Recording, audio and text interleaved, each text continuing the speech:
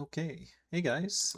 Today we're gonna be doing something a little bit different, but pretty expected content. It's gonna be me and a special guest. As you can see, I am on the other side because we have Mort Dog. Uh, no, we don't actually have Mort Dog. We're just gonna be reacting to the new TFT set. I'll be pausing the video throughout. It's looks pretty long. I might speed up some things, but yeah, we're just gonna see what the new set looks like. Set 16 was really fun, but it's time to move on. Let's just get started. Hey everybody, Riot Mort here, and it is time for our Also, I'm 17th trying new set audio settings, so let TFT me know if Space they're Gods good. to hit PBE. By the time you're watching this, it might already be on PBE, but it is time for another set.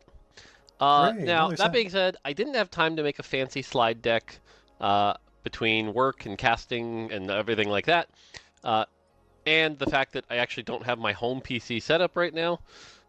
So you're getting this little scuffed, but I still figured it was worth going through and talking through all the different units and traits and stuff like that. So figured we could use some of the, external websites that have all the info out there and talk about it. So hopefully you guys find this valuable. But this is still me talking about all the different units, traits, mechanics, and things like that that you can expect for Space Gods as it hits PBE. All right, let's just dive right in because I'm probably going to talk a long time. We're going to start with units. We'll start with one cost and work our way down. Starting off with Aatrox. Now, Aatrox is a Nova Bastion, and as I talk about each Nova unit, there's actually three things I have to talk about. Okay, there's the champion, there's their passive effect, which you will get 8 seconds. It's like 6 or 8 seconds into combat, as long Six as or you have seven. two Nova active. So you can do a lot of really valuable things with their passive. And then if you have 5 Nova active and you choose them as their like primary guy, you get their like big ultimate attack. And so all three of those things have to be considered with each Nova champion as we talk about it. So Aatrox, for example, pretty simple tank. So I haven't read Nova at all. From this description, it sounds like Mortdog's saying that Nova is kind of like, um, what's it called? Like Dragon Lord or Freljord, Dragon Lord from set 11, Freljord from set 9, where it was kind of like an effect happens like 8 seconds into combat. And then in addition to that, there's also like, what was that trait called? Like the Dragonmancer aspect, where like you have a chosen and then they gain a special effect. He does the heal a little bit and then stab them. Nothing crazy. It's going to remind you of like a Shen or an Alawi from So last it's set, like where it's the like set a 2-star Aatrox will be 14 good in stage Aatrox, 2, like the and that'll be that. mech He's a juggernaut tank. heavyweight. But his Nova passive is really valuable. 8 seconds, 6 or 8 seconds into combat, it gives you Shred and Sunder on all enemy units for the rest of combat. So Oh wow, you that is don't really have to good. build your like Sparks or Last Whispers. You could get it through having Aatrox, and this is nice because you can often run like Aatrox plus one other Bastion for 2 Bastion, which will give you that team-wide, armor and MR, which is always valuable. So in a It's a way, nice Aatrox is early like a game really valuable splash. one cost that you'll see in a lot of comps, I don't think we'll see just it for that into utility, which is late game nice. boards. His Nova Ultimate, which you should really only be using if you somehow, like, for example, build a Bud Aatrox, and you got a really strong Aatrox. I don't think you're going to see a lot of reroll Aatrox, but basically it hits the whole board, knocks them up for a little bit, and does damage based on his armor and AD. So if you put a lot of armor on him and AD, you can actually go like IE A whole Bramble board stun Vest sounds pretty plus good. 1, which is kind of weird. You can But hit I the whole guess board for the like other 500 damage, which can the be other pretty nice because the Dragonmancer effect traits are can too crit. good. But again, that's a weird niche interaction. But yeah, that's Aatrox. Briar is basically a champion that you'll use for the traits. Pairs really well for Rogue. 2 Rogue is pretty good. Uh, Anima, obviously, for 3 Anima, which is the Lost Streak trait we'll talk about later. But most importantly, the only time you're really going to be playing Briar as a carry is if you're playing reroll Primordian. So I probably won't be pausing Primordian too is much because a this video is actually pretty long, 1/1/2 and I don't want reroll my trait that video is to be meant to too be long. played as a reroll I might trait. have to split this up You into can parts. play We'll it kind see. of like Yordle in 16, where you kind of just play it for extra econ as an engine. But if you want to do the reroll, you can get that, and so that's where Briar can be pretty strong. Briar's in a weird spot though, where it's like you're going to have Rek'Sai as your tank, and often you're going to have Belveth as your carry. So Briar's kind of weird in that regard, but again, much like last set, Briar as a one cost, if you have some good AD items, playing around Rogue, like I said, you can still use her to kind of carry the early game. So All Briar right, just seems Caitlyn. the same as live set. Caitlyn's another Nova champion. As far as Caitlyn herself, she's a weird champ. You're gonna want Ginsu's on her more than just AD. Her attack speed's very, very slow, and the more attacks she gets, the more chances she. So I did hear people say that Ginsu is going to be really popular this set. I really don't like it when Ginsu is um like a set warping item where it's like every unit needs Ginsu. I kind of get the idea behind it because bows become really important or really useless. Like AP didn't have a great use for bows if outside of Nashor's plus Void Staff. Like if you get dropped 3 bows, it's kind of awkward, especially if you're playing comps that already have um those things. Like if you're playing Malzahar Zoe, for example, you don't really want to build red buff because you're going to have Leona on your board and Zoe provides shred, so the bows really only go towards Nashers, and then it's has all it awkward. proccing with Fate Weaver. She has no mana. She's a manaless champion. But basically, every time she fires, there's a chance it'll be an empowered headshot, which will do bonus damage, um, which is pretty good. So, like I said, having Ginsu's means you'll get more shots at that. If you have Fate Weaver active, you'll get more chances at that. But overall, Ginsu's plus Deathblade, pretty common build. Now, her Nova passive is attack speed for your whole team, which can be okay. It's really good in the early game. It's not one that I feel like you have to keep in as long, but if you want to, you can. But overall, that is pretty valuable. So, um, okay, and then obviously her Nova Ultimate. Now, again, this is where if you have a Caitlyn 3, for example, which I don't know will be the most common build, but Caitlyn 3 is not bad if you have the right items for her. You can make it work. And her Nova Ultimate, actually what it does is every time an So is Fishbone still in the game? Because this champion seems prime for a Fishbone's just scam unit. But it is only 1 cost, so that's probably fine. enemy gets low enough, she will fire a headshot at them. So it's actually a good amount of damage. So definitely if you have a 3-star Caitlyn, consider making her your Nova choice. Otherwise, not really worth doing. But if you find yourself with a Caitlyn 3, she's not bad. All right. Cho'Gath. Cho'Gath is kind of a reprint of set 9 Cho'Gath with a lot more twists.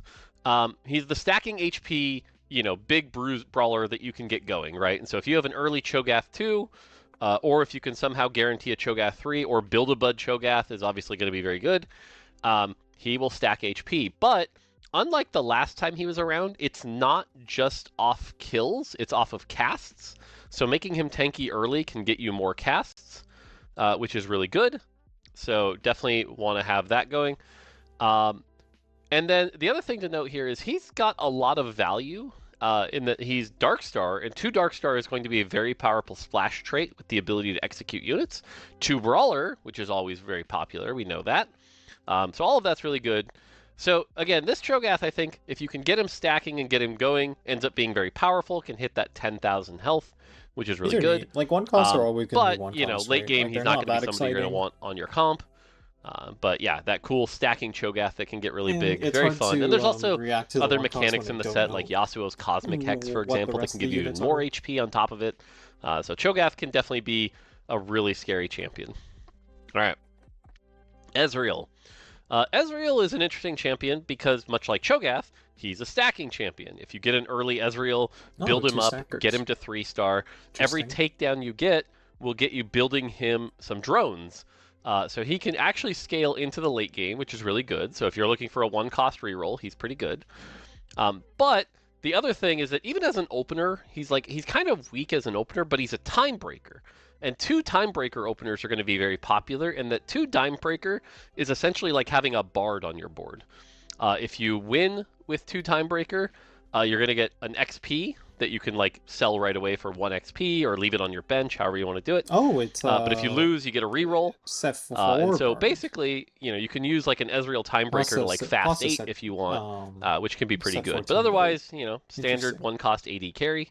So, but again, the stacking That is the thing that makes him really strong. So if that you will have probably be good popular. items I for don't know him how and can good it win is. fights, Usually those kind of consider traits playing him and try to snowball. He's definitely a are pretty snowball good. champion. Like So, Ionia on all live right, with the Leona. Leona EXP. is like the most boring, not like boring bad, but just like she's a standard 1 cost tank. She's tanky. She's got a lot of health. She scales with armor I and love low MR, cost Leona which tank. it's fine. Like she's a tank.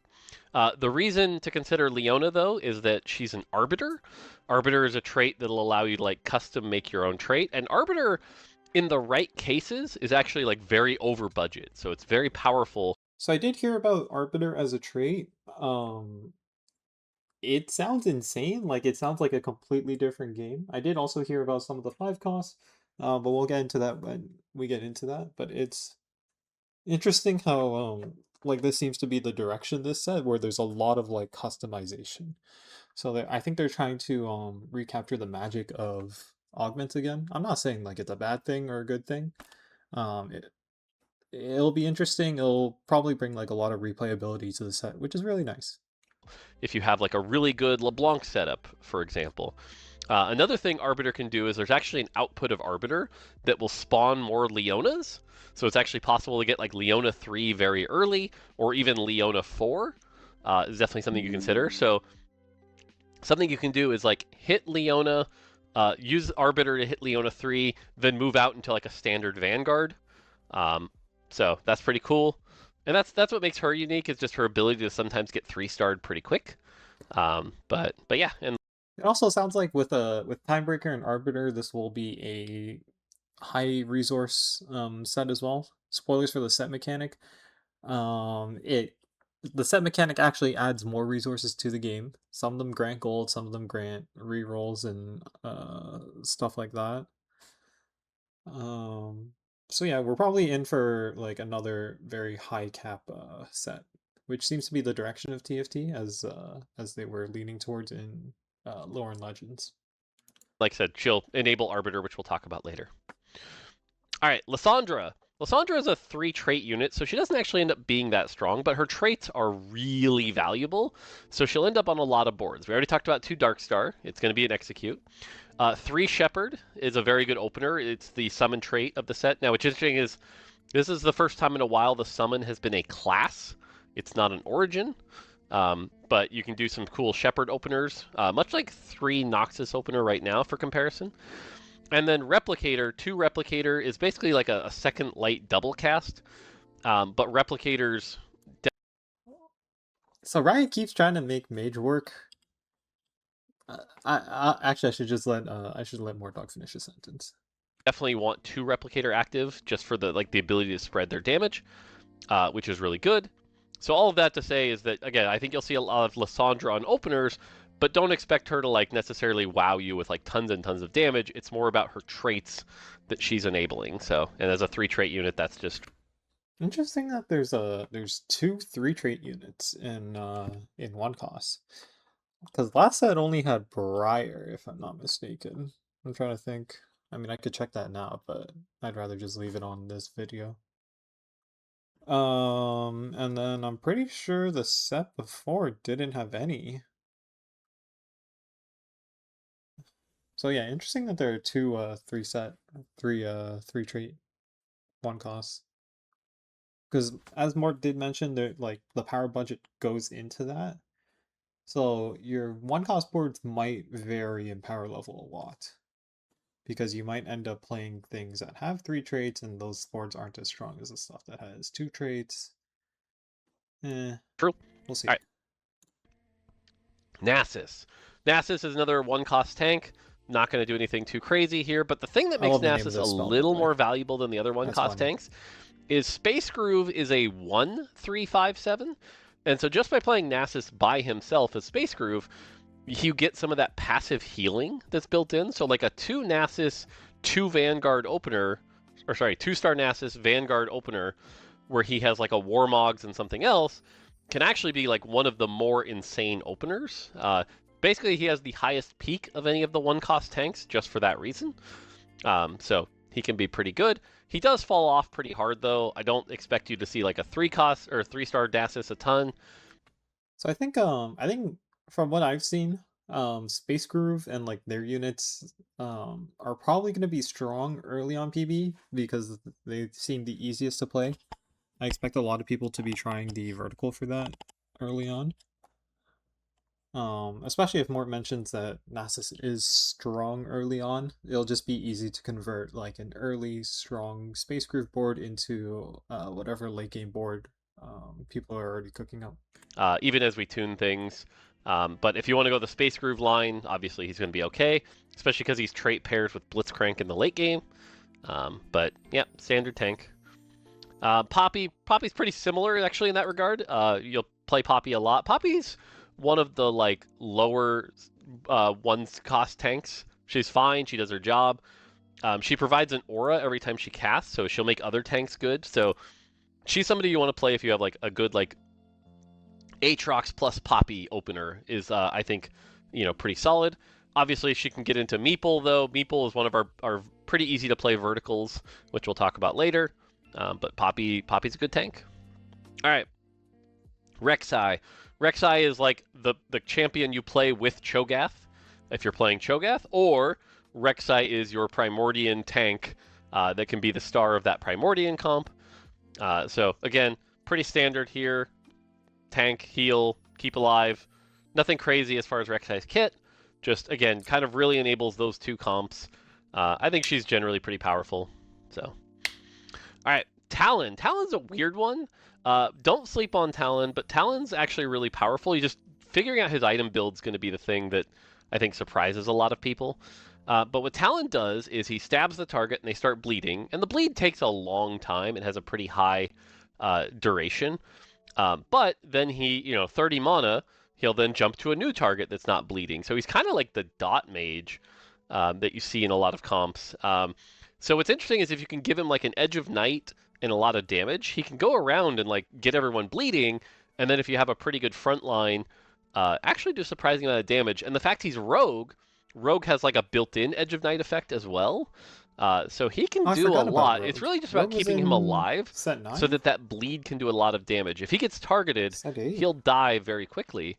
But stacking him up can be pretty good. Maybe set I 6. like this I'm guy. I just think he's making very stuff up. powerful. Again, I like dot mages. And then he also enables Stargazer. So if you've got that Jax and can get a Stargazer opener, he can do some good things. But really just a Talon too with some good items that can stay alive. Yeah, he's He probably can just be holding really strong opener. your fighter Speaking of strong items like openers, BT, Teemo. Teemo's a weird BT Hodge, champion those kind this of set. items. The thing that might catch you off guard is that Teemo with a Ginsu's, he's a Did Rogue Ginsu's scale off user. He's crit? not a I don't remember. caster. But with Ginsu's, I think he is the strongest opener. And again, tunings can change. But Teemo with a Ginsu's can really melt down tanks because the way he works is he hits a target, does some bonus on hit damage, and then has a stacking poison. So the more you hit, the more that stack goes, and the more you can start to like bleed out a really strong champion. So for example, if the enemy ever has like a 2-star Aatrox with 2 items, Teemo is actually going to be really good at taking that down over time compared to everyone else in the one cost space. So I really like Teemo as with Ginsu's user. Now Teemo 3 generally ends up being a little too weak in the late game. He's not one of my favorite 3-stars, but just generally a pretty good opener if you've got that Ginsu's ready to go. Yeah, so like Teemo Nasus, like maybe like 3 Space Groove, or maybe just Teemo on his own. Because he's also Shepherd, so just like Teemo Shepherd opener, like the 2 Space Groove units, the 2 Space Groove 1 cost, they're flexible, right? So like you can make strong early game boards off those from what it looks like. But it doesn't look like any of the other. Oh, never mind. I see Stargazer here as a 2 for 1 cost, and Nova. But Nova seems kind of weak early, even though it is one of those traits that like sound good early because it's like, oh, fights are longer, you can proc the thing without getting too low. But like the bonuses are probably just not that worth it early on. Like Aatrox's Sunder, Caitlyn's attack speed. I don't know. All right, Twisted Fate is a little weird, and I think he's changed since like the influencer saw him. But basically, the way he works is he'll pick a number 1 through 9, and he'll do damage based off that. So if you hit a 1, he's going to do his lowest amount of damage. If you do a 9, he'll do his biggest amount of damage. Now, the spread is not so extreme that it's like 100 damage and 500 damage. It's not that crazy. So low rolling here isn't going to make too big a difference. But that, I mean, you can lose as much as like 30% of your damage from a 9 to a 1. The big thing here is if you have 2 Fate Weaver in, he'll always pick the highest number. Which, so, 2 Fate Weaver, you don't want to play him without 2 Fate Weaver, because that will make those 1s become more likely like 4s and 5s and 6s. So that's really valuable here. But otherwise, he's a pretty standard AP caster. Your Shojin JG or your Nashor's JG can do some big damage. The overkill bounces. Only other fun thing to note is when he is 3-star. So if, like, let's say you get a Build-A-Bud or you want to re-roll him, if he rolls a 9 when he's 3-starred, you'll gain some gold. So if you want to use him as an engine, you can. It's only at 3-star, though. So I think when the influencers played it, it was any star level. That was end up being too powerful. So, and then finally, Vagar. Vagar is in a weird spot right now. He's not one of my favorite openers personally, but he does have a high cap.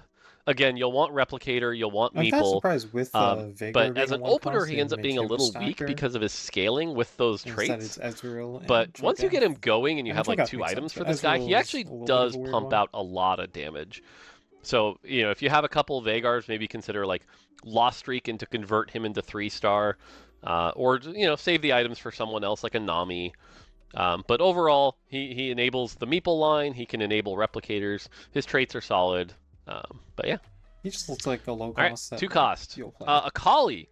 Overall, one cost. They're one cost. They're not going to be that overly interesting. The most interesting thing will be Nova and whether or not you play Aatrox late game on your board. And that'll depend on the trait web. But yeah, one cost seems solid. Nothing seems crazy. Akali is a weird champion. She's like another melee AD champion, that wants Nothing your crazy was like Mort's BTs, thing your in the Edge of past. Knights. Marauder gives her some built-in Omnivamp as well. She actually does a surprising amount of damage if you get her like IE. So definitely consider that. Now, A it's lot of funny, the I just said classes IE. seem Don't actually build IE on different her. this time Sorry. around. The reason you don't build IE on her is because her Nova passive is, I think, one of the better ones. It gives your entire team precision. Now, what is precision? Precision is just the fancy keyword now for spell crit. So IE Actually, I'll let him finish this statement. grants precision. JG grants precision. Jeweled Lotus grants precision. All those effects that we used to just be like, now your spells can crit, is called precision. So basically, having an Akali on your board means everyone on your team's spells can crit. That makes Jeweled Lotus a lot less powerful. I wonder if they'll remove it from the set. Or replace it with something. Well, it depends on how splashable Nova is. I think it's supposed to be a 2 trait, and then plus some comps really need the spell crit at the start of the fight rather than in the middle of the fight. Let's say you're something that casts really often. You're losing a lot more DPS compared to like an Asol who casts in like the middle of the fight. Um, and and like he gets his crit up then. You guys hear that? Sorry, I think there's just some construction in the background. Hopefully that doesn't come through in the audio. Now, I know that sounds. And then she's just standard. Um, oh, she's a fighter. She's not an assassin. Yeah, but yeah, she just seems like good old. This Marauder trait's like more Slayer rather than like an assassin trait. But yeah, so it seems good to me. Sounds really powerful, and it is. But the thing to note here is it doesn't raise your crit rate. So, for example, if you just have like a Corki in the back where someone, not Corki is a bad example, but I was gonna say Caitlyn. That's even worse example. A Gnar on your board. Gnar only has a 25% crit rate, so you'll want to build crit items to go with the Akali. But if you do it right, much like Vanquisher in the last set, You can run like a stride breaker plus a quicksilver, and then actually have a good amount here. Yeah, so whenever you get spell crit, you just replace the IE or JG with Stridebreaker instead. Like your itemization's not that much different. It just means you have to kill an extra sword or rod. Um and then you have to use up a belt. With the Akali to provide that spell crit. Which sword and rod are very easy items to kill in those type of comps because you can make DB, you can make GS. For AP, you can same thing, Death Cap. Not really Ginsu, but I heard Ginsu is good this set. Gunblade, like those items are fine. Archangel. So and then as far as her effect goes, her Nova Ultimate, again, if you have an Akali 3, consider making her the Nova Ultimate. She'll do a bunch of bonus damage and jump around to people. So pretty good there. But again, really only if you have an Akali 3. And Akali 3, I think what you'll probably see more with Akali 3 anyway is less 5 Nova and more like Marauder plus strong traits and things like that. But she will be pretty strong on PBE. She's definitely someone who can do well. She might fall off in the late game though, but yeah. All right, Belveth. Belveth has 3 traits: Challenger, Marauder. So yeah, if you want to go like Akali plus Belveth, you can. Primordian though, Belveth is the 3rd Primordian and the 2-cost Primordian, so the one that really caps Primordian the highest. Does a lot of rapid attacks, uses Challenger well. Ginsu's can be good because the total number of slashes does scale with attack speed. So she's a good carry, and like I said, if So Bel'Veth just sounds like early game item holder. Seems fine. Attack fighter. 2 hex. It's actually really important. you're playing reroll Belveth, you're playing Primordian most likely. Primordian's going to scale her up the most. She is kind of that primary carry of Primordian. All right, Gnar. Gnar is kind of your item holder for Corki in the Meeple line, but can actually be played reroll as well. Does really well with Ginsu's. Pretty common. You want that like Ginsu's IE opener. Like Caitlyn's one of them. Gnar is another one here. Every 5 attacks launches a boomerang that does some bonus damage, which is really good. And if you have like a 3 Meeple, 2 Sniper opener, Gnar can be a very good carry, and it's going to PBE probably pretty strong. So definitely consider him as your opener, and there might be some Gnar reroll as well. So, all right, Gragas. Gragas is a pretty standard 2-cost tank. He's got Brawler, which is good here, but in terms of Thank God there are utility, no unlocks. This again, video Gragas would is, I take think, going to so be one of the long. MVPs of this I'm set already getting as tired far of as looking at openers 2 go, costs. because he's got Brawler, which we've talked about Ow. numerous times I here, just hit my but also the front of my Psionic. desk. Psionic is a very powerful trait in that the 2-piece basically gives you a bonus item, and that bonus item can be played on anyone. It does not have to be played on a psionic unit.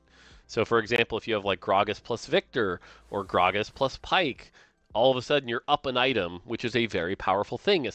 So this I saw this on I think it was Robin's video or like somebody's video where they just get an extra item. And I think Orn also gives you an item or provides himself with an item rather. So I feel like item augments aren't going to be as strong. That's good. This one's kind of like what's it called? Like Academy is the way I'm thinking about this trait right now, but a lot more splashable. It's going to be really useful if it provides you like Shred or Sunder, and it'll probably be something you have to check during the game. Because I assume it's just one item, one normal item, regardless of what it is. Especially in the early game. I see a lot of like Brawler Psionic openers, or like I said, if you get like a Victor out of a box, it's a pretty common thing to go like Channeler plus Brawler and do some cool things there. So definitely consider that. But like I said, you'll see Gragas on a lot of boards just for that reason. Gwen. Gwen is a weird champ this set. I mean, she's a weird champ every set. It's a lot like set 16 Gwen, but she has Rogue to help keep her alive. And, it's the same like snip and dash, snip and dash. Rogue is really good. Space Groove is fine on her. If you have a bunch of AP items for her, though, and she gets a bunch of resets, because she's kind of like Katarina from back in the day, where if she gets a kill, she'll jump to the next target and do it again. So I'm pretty sure this kind of mechanic Hasn't hasn't Gwen been really buggy every time this kind of thing shows up? Or like her AI for it's really bad? Dash to a nearby hex to snip the lowest in area damage in a cone. Yeah, like it was like the charm set 12, set 12 Gwen had issues with this, and I think set 9 Gwen also the AI for it, like they keep breaking it. I wonder if Riot's like really trying to work on that, see if they can make it work or not. Um, and if you can get her to 3-star I early, didn't play like a much worth Shadow the Isles this wait set, so Gwen I is don't know if it definitely was worth fine this playing. set, but Gwen was Because also just kind of oftentimes you like a also trade find she bot just like during randomly ends up on the the back line set. and like will melt the back line. She has the same problem a lot of melee champions do, which is she can get stuck on a tank. But if you can get her to dash past that tank, she can do some really cool things. So, just a good AP carry. All right, Jax. Jax, as far as his spell goes, nothing gonna blow you out of the water here. He's a tank. He's kind of like Leona from last set, where during his spell he's got some of that flat damage reduction, scales with armor and MR, so a tank. But the thing to note When about he says Jax is last if set you he can get a meant Jax early, he's kind of like the the tournament linchpin of one. Stargazer. You often have the Twisted Fate, the Talon, The but fruits. the Jax is the hard part to get Stargazer active. And Stargazer is a trait that, if you can play it, definitely is fun to play. It's got these powerful hexes, and each game it changes what it is. So I always look at like anytime I see an early Jax, it's like let me check the Stargazer, let me see if that's worth going into, let me see if I have the other units, and if so, I'm probably going to lean into that. So again, he's got that powerful trait worth playing. All right, Jinx. Jinx is an interesting champion. You're not going to play her as a primary carry Is too much. the In set 9 fact, she kind Jinx? of has Where this like she weird thing where casts? because her spell scales with attack speed a bit, I find her to be pretty bad in the early game, but that's okay because she's Anima. And again, Anima is the lost streak trait of the set.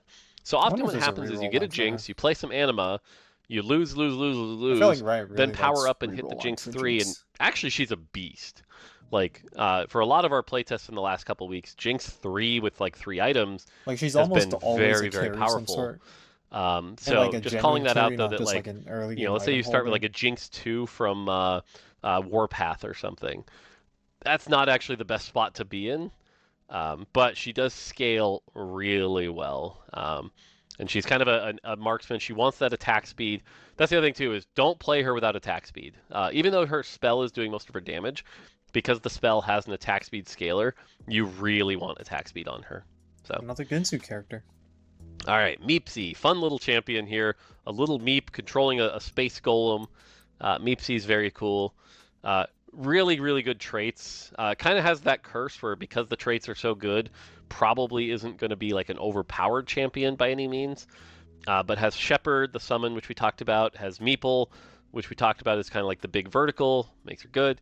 And what's interesting is Meeple scales each Meep person in a different way.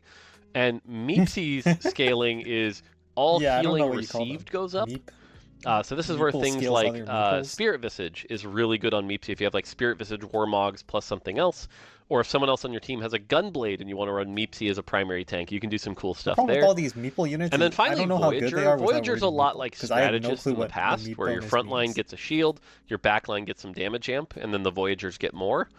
So Voyager also makes her kind of flex in that regard. So like Shepherd Voyager flex between the two is a pretty common thing you can do.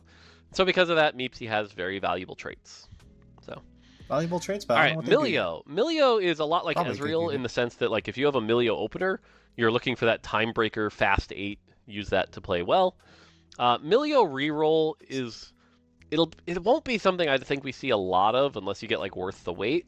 It's not that he's weak. Okay, so the thing is, because Timebreaker gives you EXP if you win and rerolls if you lose, it's gonna be a really popular opener, like Mort said.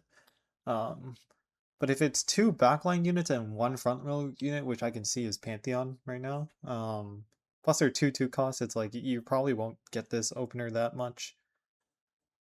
Um, Depending on if it's a 2 or 3 trait. If it's a 3 trait, I think you're almost never playing it unless your spot's really good. Like let's say you're like Ezreal 2, Milio, Pantheon, and you can level to 4 for another frontliner, like a second brawler. By any means, but it's like You have to have Time Breaker and Fate Weaver, which can sometimes lead you to not have a ton of frontline. But again, if you Yeah, find yourself with a he's bunch of bringing it up. Milios, It is an intentional it's design kind of the choice so same that as not. not It's a different everybody's just skill, playing Timebreaker but ogres. basically it's a lot like last set's Milio as far as itemization. You want him casting a bunch. You want like a JG on him. Well, actually, sorry, you don't need JG. I haven't explained Fate Weaver yet. Fate Weaver is weird in that Fate Weaver champions inherently have precision, so all of them don't need JG. But again, Fate Weavers have a lower base spell crit than, I mean, everyone has that low spell crit, 25%. So you still want crit items on him to take advantage of it. So It's Milio's someone you Vanquisher. play if you have like a Stride Breaker or a Nashers. Like Milio's probably the best It's not Nashers that weird user in the more. set. It's And then Vanquisher. his Fate Weaver Or thing it's is just like like all the basically every crit time his traits that you ball print. bounces, It's just there's a now we chance have it'll bounce backline units again for and them bounce again. rather than And so if you have two them Fate being on Weaver in, you're frontliners going to like get a it is with lot of like bounces to Ambusher make sure you get or the highest possible chance it bounces. So he can do a lot of damage at his peak, whatever the but set that's kind of how he 14 one works. was All right, Mordekaiser. with the Rengar. Two What cost was? tank. Nothing crazy to write home about here, but he is a Dark Oh, Star. nothing He crazy. has That's a three Mortism. traits, so you commonly see him enabling Channeler. Channeler gives your team that mono regen.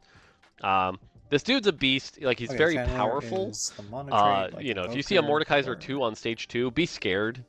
I don't think Preserver. he's like so strong that you're going I to don't know see why him on like Preserver stage was the one 4 I thought boards, of. but he does feel Invoker's like like one the of the main best one. stage 2 openers just because he gives you that Dark Star and Channeler, both of which are quite valuable. Excuse me. And then with the tank items, the Vanguard will also give you a lot of effective health on your board, so that can be really good. All right, Pantheon. Pantheon, I'm saying this a lot, and this is just the way the trait structure works this set, but Pantheon also has insanely good traits, right? 2 Brawler, we've talked about that. 2 Time Breaker, right? Like, the common Oh, thing is either Timebreaker's a the 2. Pantheon Milio or the Pantheon Ezreal Fast 8 to take advantage of that Time Breaker. So you're Oh, going to see a that lot of actually that. really changes things. And They then might also have to change to Replicator. 3. So he It just depends has on how really good it good traits. is. You'll see him on a lot of boards. Because it's EXP Ionia, and you all Pike. Pike's a like you weird play one. EXP Pike is Ionia a when it's very there, weird right? champion. Now again, he's psionic, so you'll see him on a lot of boards like I just mean, it's kind not of gold chilling, Ionia. and Voyager, so good traits. But as far as his spell goes, he's kind of hard to play. He reminds me a lot of Fizz from the last set, where he can end up on backlines, but if he doesn't like kill a key target, he doesn't necessarily do a lot, and he can get targeted and fall off. He doesn't have Rogue built in to keep him safe. So he's a Yeah, him weird not one. having Rogue I is weird, but expect him to be it definitely one sounds of the intentional harder with the things way to play. I Fra wouldn't jump right Morg into phrases like a that. Pike game in your first Of course, game. everything's You're intentional. probably going to have a rough time. But as people figure out builds and figure out spots to play him, it's not that he's like unplayable or anything. He's just going to be one of the more narrow lines, just because of the way he works. And so he basically what he does is he hooks somebody and then jumps behind them. So if anything, he can be frustrating to face because he will like displace your corner unit and move them up a hex. But then if you invest in him, he ends up like not doing enough damage, much like Fizz used to. And so we'll see. Just might be a But again, if early nothing else, game playing item him for 2 holder. Psionic is worth it. I don't remember if I saw anything like the dashes within 3 hexes. Like the way Rek'Sai on Live or uh, Briar does. Like Pike might have like some sort of cheese synergy with those, but we'll have to keep an eye out for that as we look at the rest of units. I commonly will play like Gragas, Bruiser, Psionic with a 2 Chandler, and then Pike goes in at 5, so that you get the Psionic item and can put I'm that, gonna stuff speed like that. this up So, because yeah. I have no more thoughts on All Pike. right, Zoe. Zoe's actually pretty strong. Again, Zoe is one of those champions that if you see, Zoe plus Leona, you're like, sweet, let me check the Arbiter, see if it's an Arbiter that works with her. If it is, consider like a reroll Zoe line. If not, maybe hold the items for like the LeBlanc. But definitely you want to play her around Arbiter. You can also Was just play her with Chandler if you have was like that Leona Mordekaiser a Vanguard? as an item holder. But yeah, If generally Leona's a some good Vanguard, AP. then The big thing with there's her an easy is opener: because she's a Zoe Morg channeler, Leona. you're not going to want to put like a Shojin's or a Nashor's on her. You're just going to want to go like full AP and let that spell hit. And then she has some of the best backline access to her damage, so she can hit the It's backline interesting that pretty hard. Mort says that because usually those Invoker units really like he said, no Shojin, no JG. No, it doesn't make sense. But no Shojin, Yeah, I guess those units don't usually like Shojin. They usually like blue buff or adaptive. But I'll have to read what the trait Hard. does to actually know. So, all right, on to 3 costs. Oh, Aurora. all the Targons are Aurora arbiters. is a weird champ because anima. So if you get an Aurora out of a box, you're like, time to lost streak, right? Is one of the 2/3 costs to get anima going. And then once she stacks up, she can do a lot of damage. From there, you really just have to think of her as like a standard AP user, right? You're going to want the JG, There's a Nashers, lot of Shojin text kind of on this stuff on unit. her. Though her traits don't give her a ton of AP, so actually even like a death cap is quite good on Aurora. Aurora will be the kind of champion that like will blow your mind on the damage meters, but won't necessarily win you all the fights. Because she will Ah, do a she's bunch of fake damage and it's damage. split amongst all targets hit. So if she hits like one target, you'll see this like giant 3,000 crit, and you're like, whoa, that's crazy. 80 is also But really she only high hit one target, cost right? for And then she has early this on. 80 mana cost, so Yeah. she does need spell, mana generation pretty heavily. Now, if she's itemless, though, the thing to note here is uh, she debuffs the enemies she hits, and then after a while they take damage. So she can actually be a good supportive unit for like a Voyager comp, for example. Play her for that Voyager trait. They take a bunch of damage, and then the true Voyager sounds damage like a pops. 2/4 trick to me. So it can actually be a good supportive unit. She's kind of the closest to a supportive unit that we've seen. But again, a 3-star Aurora can definitely pump out the damage. So okay, Diana. Diana is one of the weirder champions we've made in a while. She's a melee champion, AP, makes sense. Um, when she casts her spell, Yeah, she gains people a on Twitter shield, were and right. then Morph 3 does stay weird a orbs lot start to during this circle video. her. Seems fine. The crazy thing is, the higher her attack speed, the faster the orbs go. And you might be thinking, that doesn't sound too crazy. It's more ticks of her spell, and the way it scales is actually pretty insane. In our testing, like the difference between a Diana with and without a Ginsu's is like night and day. So Okay, so it's like just like if you live. have a Diana, get some attack speed Sorry. on her, and she is kind of a beast. And then again, she's like the third arbiter here. She's one of the arbiters, by the way, that can do really well with like HP and stuff like that. So for example, like if your arbiter effect is every 3 attacks gain permanent HP, all of a sudden you can have like a 5,000-6,000 health Diana 3 that is doing a ton of damage as well. So, but yeah, she's a cool one, but definitely needs attack speed. Okay, so Diana reroll possibility. Fizz. Three It's cost not quite reroll is annoying as something last set's Fizz. that didn't succeed due to the EXP changes and the other changes that were made to set 16 to focus on a lot of capping out your board on 5 costs. So people were a lot more focused on first off getting to level 8, which was really expensive, and then of course stabilizing and then reaching 9 for max cap, which at that point 3 cost reroll started to fall off. It eventually became popular at the end of the set when Riot um, started making changes towards that. But Diana's looking like she's meant for reroll. Mort mentioned there was an arbiter that gives you copies of units, so that could be a possibility for her. Otherwise, mid game item holder doesn't seem great. Um, like unless there is like a BT Ginsu's holder for the 4 costs. Eh. Otherwise, could be an early game streak unit. But he's still annoying. He's going to dash around and do some magic damage, and then every third cast, there's going to be this giant meep shark that appears and does a bunch of AoE damage, and it is a lot of AoE damage. So getting to these third casts matters a lot. If you get Fizz early, rogue openers with him are really good, so that the rogue can drop the aggro, gives him some extra AP, and makes those hit really hard. But really, it's about getting to that third cast. And I've had some fights where this guy will hit like 20,000 damage on the meters just because those third casts hurt. They are I'll have really, to see really Fizz in big. game. I don't know So, what to think about but he this. has the same problem a lot of melee champions do, which is if he ever gets This targeted, is kind of he dies different, where it's very a quickly. melee unit with So, a third cast. okay, Alawi is our first 3 cost tank, and I want to talk about something real quick. Is something that has happened over the course of the development is a lot of our 3 cost tanks are actually like pretty powerful. You could even like borderline debate if some of them are like the correct distance between the 4 cost tanks. But what we've found, especially as we've returned to a normal size set, is that having a 3-cost tank be strong has done really good things to the game so that not everyone's just fighting over all the 4-cost tanks. So if you get a 3-cost tank early, consider them quite strong. And Alawi is no difference. Like, even though she's an Anima unit, and Anima's going to lose, she's also Shepherd, which is good, but she's just really tanky. Like, investing in her, she's hard to kill. She'll drain some health, she'll heal a bunch, she's very Oh, it tanky. looks like So the don't arcade sleep on set these tanks. Malawi, These tanks are actually like the quite good. Rebel I think a Sentinel lot one. better than, like, the 3... Like, she's not quite Darius levels Seems right good. now, but she reminds me of Darius, where it's like, oh, you face a Alawi 2 on 3-2 with items, and you're like, how do I ever kill this thing? So, all right, Kaisa. Kaisa is a rogue, but she's still a backliner. She's, an IE, a backline caster kind of thing. But she's kind of like, if you're going to play some rogues, having a backliner that you know will stay alive till the end is usually good. And she can enable 2 Darkstar. So a common thing is like 2 Darkstar, 2 Rogue, play tempo off that and do well. She can do a lot of damage and gets those executes from Darkstar. Otherwise, she's not going to wow you too much, but she can output a lot of damage.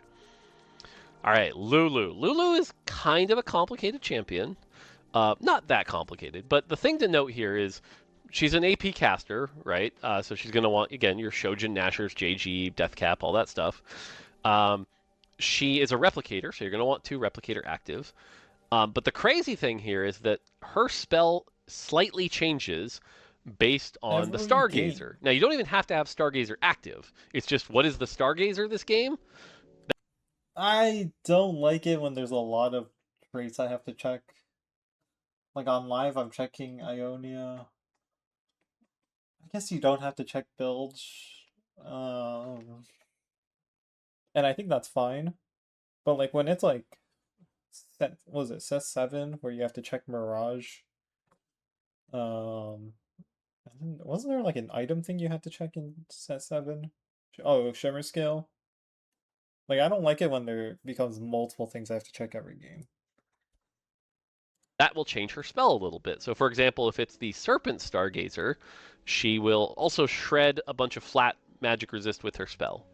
But I guess I it, forget it, it all of does them. I make don't know every them game all off the feel top of my more head. unique. Like it's But not like, there's necessarily a one, for bad example, thing. that will Like if give I gold on don't have a kills. rep There's or one that will something, do a then little it's extra okay to AOE check, damage. not check it, And right? so you can consider that as Or just like like a you'll nice just check it flavor over to the check course of with the game. Lulu.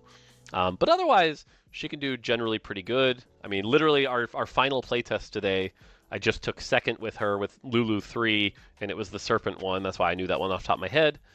Playing her with Replicator with Misfortune, which I'll talk about in a minute. And so, like, there's definitely a lot of cool ways you can play her. Sounds fine.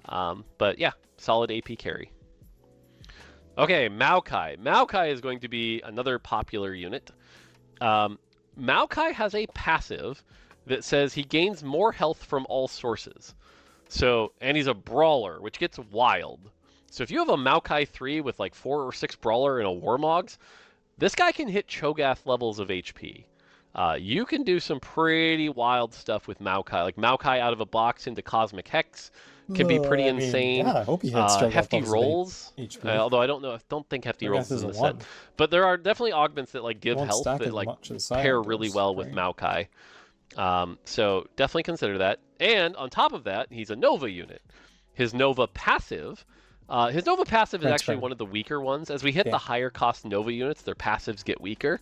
I believe his is heal a unit, or it's either heal a unit or shield somebody. Yeah, we'll look at it when we get to Nova. But it's not one of the better ones.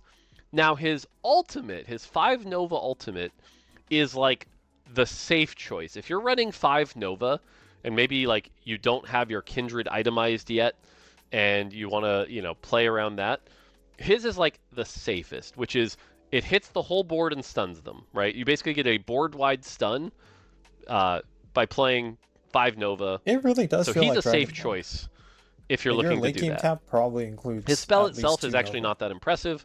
It's really about his passive. So getting him HP, making him this giant health bar that no one can take down. Maokai is very strong. Okay, Misfortune. Misfortune is weird in that we have to talk about her as if she's 3 different units. And in fact, in our playtest feedback, we would always list her as 3 different units. Because the way she works is she shows up in your shop, it says Gun Goddess and choose a trait. And when you grab her, she has 3 traits she can play as: Challenger, uh, Channeler, and Replicator. And so basically, whichever one you need, you can make her become that. Her Challenger build, she wants attack speed, right? Which is not shocking. She's like Ginsu's IE. She's Yeah. always an Ch AD champion in all of these, by the way. So Challenger is she's not an AP champion. She's always the AD. attack speed trait. But you know, you have like your Ginsu's IE. She can be a rapid challenger and enable her with things like Diana. She can be a really good backliner, pair with Kindred, so that can work well. Channeler, she's more like an IE Deathblade. You actually, because she's a channeler, you don't really want your Shojins, but she has like a big, like kind of like her ult, but it only hits 2 targets, but it hits them pretty hard. So definitely like that. And then we have Replicator, and this is where you want your like your Shojin IE. She becomes more of the caster and does this like line spell that can hit pretty hard. So again, the cool twist here is you can build her however you want. She almost always wants IE just for the spell crit, and then the items. So you're probably not putting items on MF early, or sorry, you're not putting items on MF late, but you might put items on her early, depending on how strong she is. But she's basically just +1 to which one of those traits that you need. Change based on which class you got. So cool. All right, and then Ornn. Ornn's going to be tricky. We'll see balance wise. This guy's scary. Ornn's passive is at the start of combat, he gets a temporary item, and it's a random tank item. So, for example, you could throw in an Ornn on 2-1, first combat starts, and bam, he has a Warmogs. Okay. Or a Bramble, or a Gargoyle, whatever. If you have 2 items on him, like let's say you already have a Warmogs and a Bramble, he'll make a 3rd item. Okay, cool. If you have 3 items on this guy, so let's say you have Warmogs, Bramble, Dragonclaw, at the start of combat, one of them becomes Radiant. So, you could find, for example, on 3-2, you're facing an Ornn with Radiant, Warmogs, Bramble, Dragonclaw, and it's like, whoa. Now, because of that, much like Maokai, his spell doesn't actually do that much. His spell's pretty weak. But the fact that you can generate an item and he's Bastion, you'll see this guy on a lot of boards just for that reason, right? It's like So you have an depending on the Aatrox 2, you forecast, find an Ornn, throw it Ornn on the 2 might board be for a 2 better Bastion, might and be that one of the Ornn makes best a tanks in the Warmogs. game. You're like, okay, works for me. You know, so this guy can get scary. And then if you have an Ornn 3 who's getting a free Radiant item, like we've actually had to tune down Radiant like Dragonclaw and Bramble and stuff like that just because of this guy. So he has a very high cap. Now, like I said, I don't think he's necessarily like OP, but because of the way I Tuning down Radiant tank items is probably fine because you're not often picking those. Out of like, let's say Radiant Relics, you're definitely never picking a Radiant Relic or Masterwork upgrade. Yeah. Or Pandora's, like you're 99% of the time you're not going to get one. So it really is just affecting Ornn as a character. It doesn't really nerf those augments. items work, especially stage 2 But and those 3. items If are you have an already Ornn not 2, great. he can be really tough to take down. So I think So Ornn's definitely probably watch going out to be for a Ornn. balancing And again, like issue I in said, this 3 set. cost tanks are scary this We'll set. see. Now we're getting to the last 3 cost tank here, which is Rost. But Rost actually has the opposite problem. So Rost is Oh, he's just a he's a tank. 3 cost tank. That's what he does.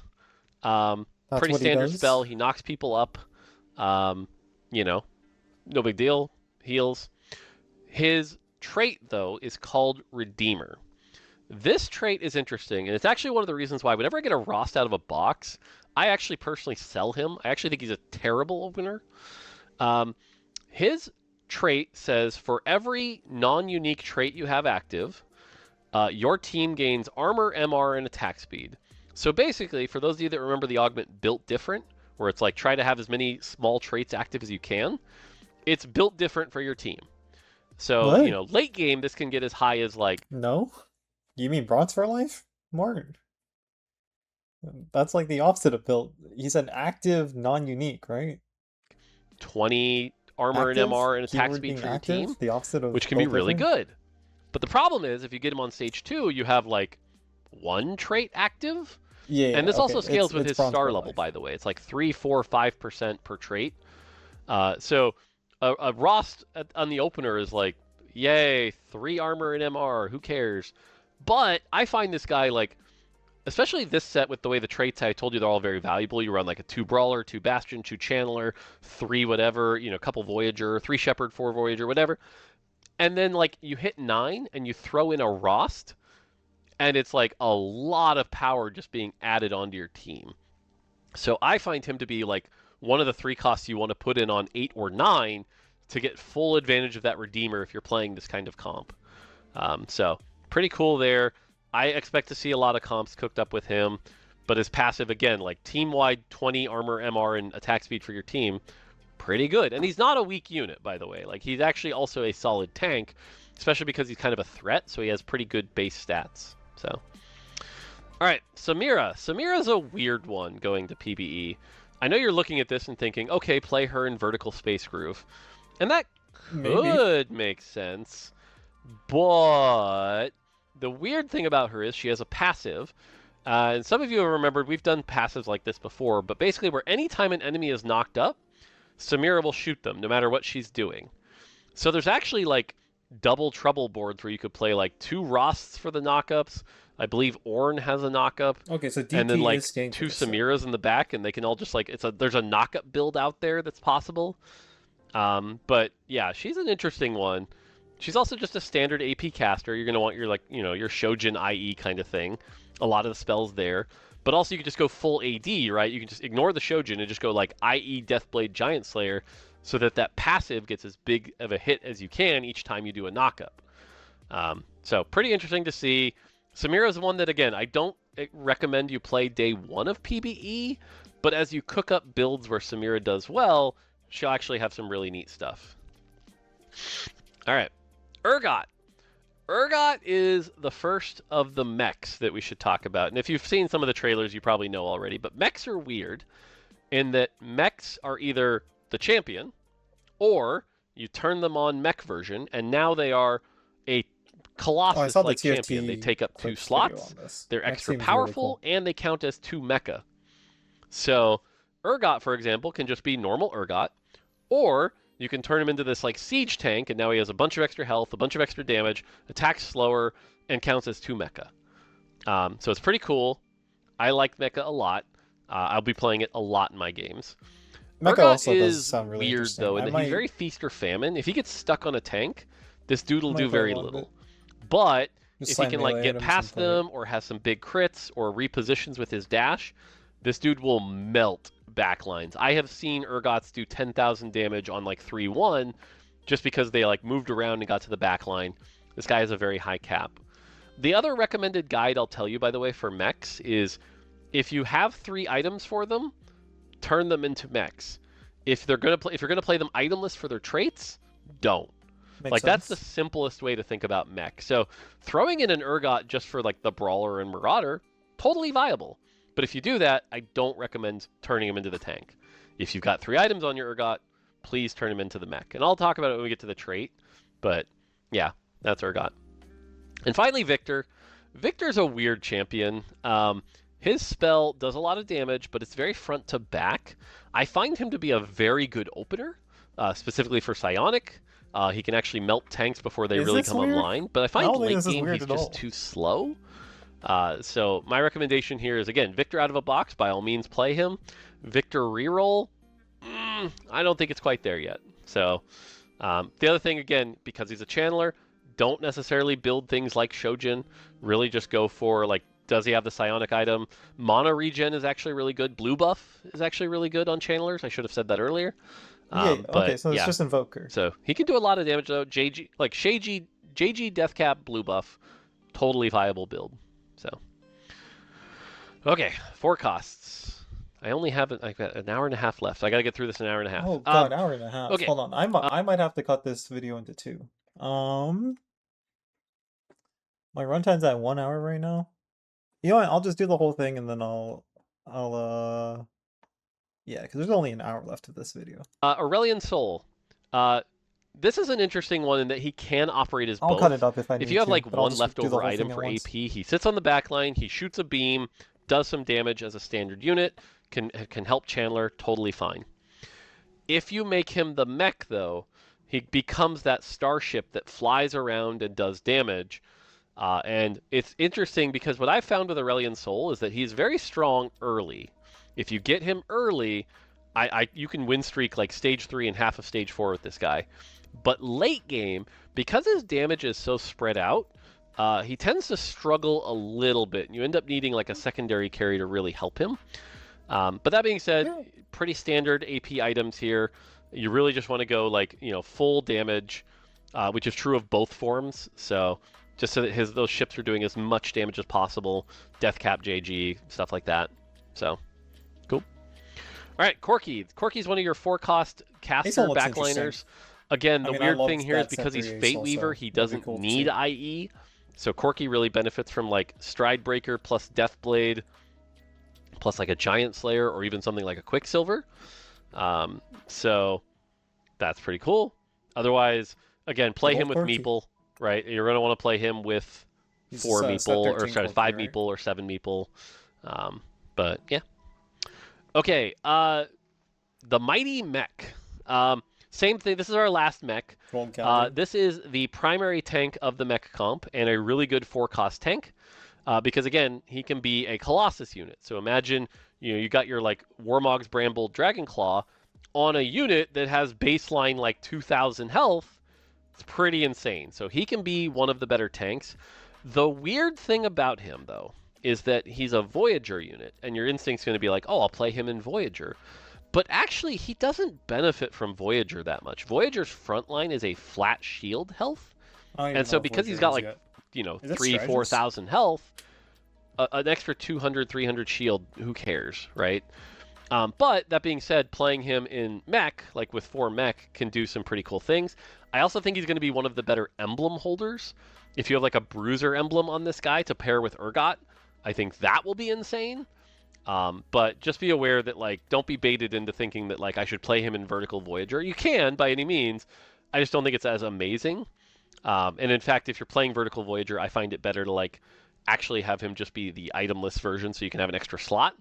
Um, so, but yeah, otherwise he's an interesting tank, does some big damage, and again, he is one of the more impressive 4-cost tanks. You can flex around. Like, remember I was talking about how Rost works really well, right? Like, play him with 3 mech active, 2 Voyager active, and then get Rost in with a bunch of other traits, and actually he can be pretty insane. So, something to consider. Karma. Karma is your pretty standard big boom 50 mana caster. I know big boom and 50 not 50. quite there, but basically 50 the is idea here pretty is low. JG Nashers, get some big crits, shoots 3 targets, big damage, pretty standard AP caster. Okay. And the fact that she's Dark Star and It's interesting Voyager. how they've made the 4 cost seem really basic compared to past sets where like the complexity of a champion kind of goes up as the cost goes up, but it seems like a lot of like the 3 stars were more complicated than or more complex rather than compared to the 4 costs so far. It'll be interesting to see if that's true for these other champions here. Some good traits as well, but big damage. We find that like playing like a Karma plus LeBlanc or a Karma plus Nami builds can be really good as like double carries. So those are pretty solid. Karma will probably be a default Kindred. line. Kindred is going to be your backline Ginsu's user at 4 cost. It seems very splashable. Pretty standard. Shoot, Very shoot, easy shoot. unit Lots to of fit. shoots. Does some damage. Nothing too crazy here.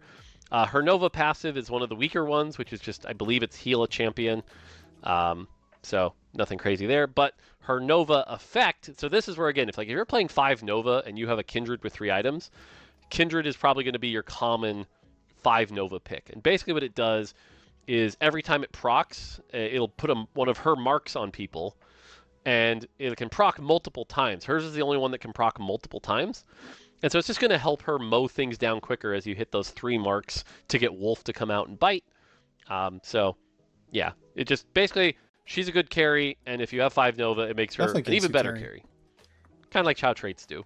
Ginsu, maybe Kraken. Finally, Probably LeBlanc. Ginsu LeBlanc is a IE. weird one. Unless you LeBlanc is our play, Ginsu's AP user, actually. Basically, she stands on the back line, gets 40 mana, 5 clones appear, they all shoot some shots, and then she reverts, repeat. Where LeBlanc shines is there are a bunch of arbiter effects that are like every 3 attacks or every 10 instances of damage. And because again, as I said, Arbiter can So I know I said I really don't like it when Ginsu is overbearing, but having an AP Ginsu user for 4 cost is really nice because oftentimes the problem in previous sets is that Ginsu is a 1 unit carry at for 4 costs. So this set Yunara, set 13 with Twitch, set 14, I don't even remember the units. But yeah, it's usually just one and it's an AD unit. So when it's an AD meta, or sorry, Ginsu warps like an AD meta because it's the only way you can kill the rod on AD comps. But making an AP unit also have the line, it's like, okay, now that you have some flexibility. It'll be interesting. be over budget. If you get something like every 10 instances of damage gain 10 AP, all of a sudden you have this like 2 or 3 piece trait that's gaining you like 100 AP over the course of a fight. LeBlanc can really output some damage. So I find LeBlanc to be the kind of carry that you play if the Arbiter syncs up really well with her.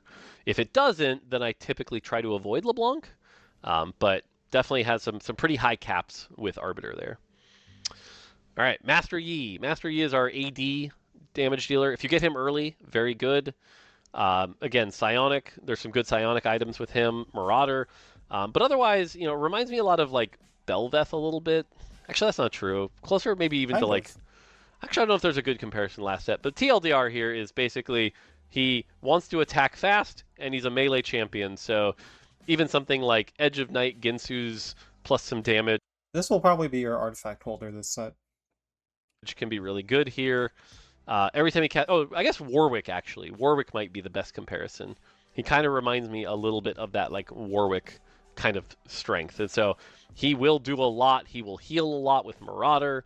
Can be tough to take It's a down. good thing we don't have So sniper focus RFC Nami, I Fishbones. feel like is like the easiest 4 cost AP to use.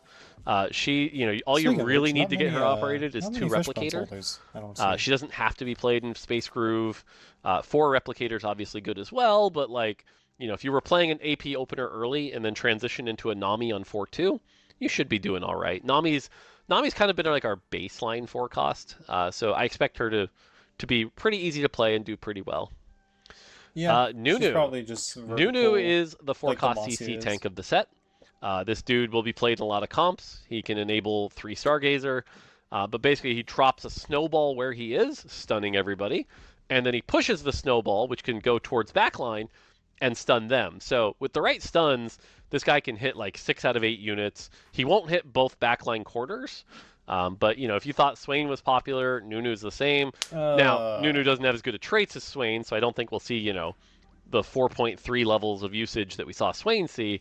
But I will say, as someone who plays the set a I lot, don't like I've put I this don't guy like on my that. board a lot. This guy's very good, even with just 2 Vanguard. Like you're playing this guy. So Rammus is probably the strongest, just like baseline tank of the 4 costs, other than the mighty mech Galio, yeah. with mech enabled. Rammus is really tanky. That's mostly what he does is just be a tank, be a tank. But if you have Meeple in, he gets to be even tankier. So pretty standard 4 cost tank. Nothing really much to say other than the dude's a tank, right? Kind of like Braum in that regard, He's a where tank. he's very tanky. Okay, Riven.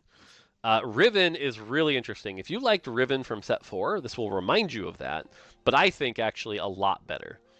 Now, she has a time breaker, but you're probably not playing her in time breaker that much unless you have like I feel a like it's been reroll a long Milio time and you since want to Riven cap was a that 4 out with cost. time breaker. But she herself is not going to be played in like a 4 time breaker comp. I mean, If I'm pretty sure anything, it was if you happen Rams's to first still time as a have 4 like the cost, so. Pantheon and the Riven, then you're going to be able to like, okay, cool, I can get like a couple rerolls or XP as I'm going, but it's also stage 4, so it's not that big a deal. The bigger story is that Rogue, like, she'll definitely want like 2 Rogue active, if not more. Rogue's giving her that AD or AP, so she's going to be able to do some damage. But this is where Riven, I think, is really powerful.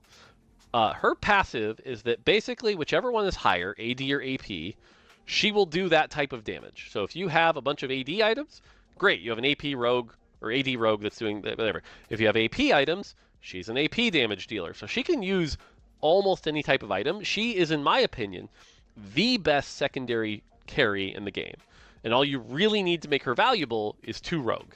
And 2 Rogue is nice for the aggro drop. That's it. And so I love this champion. I think she'll be played on a lot of boards. Interesting. But she's quite powerful. And even like the 5 Rogue Riven can like really output the damage. So Riven's pretty cool. And yeah. All right. Now, normally the 4-cost CC tank is the most popular tank in the game. Tom Kench is going to be able, I think, to beat that. Tom Kench is just a brawler. Like, you have to ignore Oracle for a second. He's just a brawler. He has a decent passive, which makes him tanky. He's not quite as tanky as Rammus, but he is very tanky. He's a 4-cost tank. And so the fact that he activates 2 brawler, obviously good. Oracle, though, is where the value comes in. Tom Kench is the kind of champion that if you high roll on 2-5, you're going to be coasting.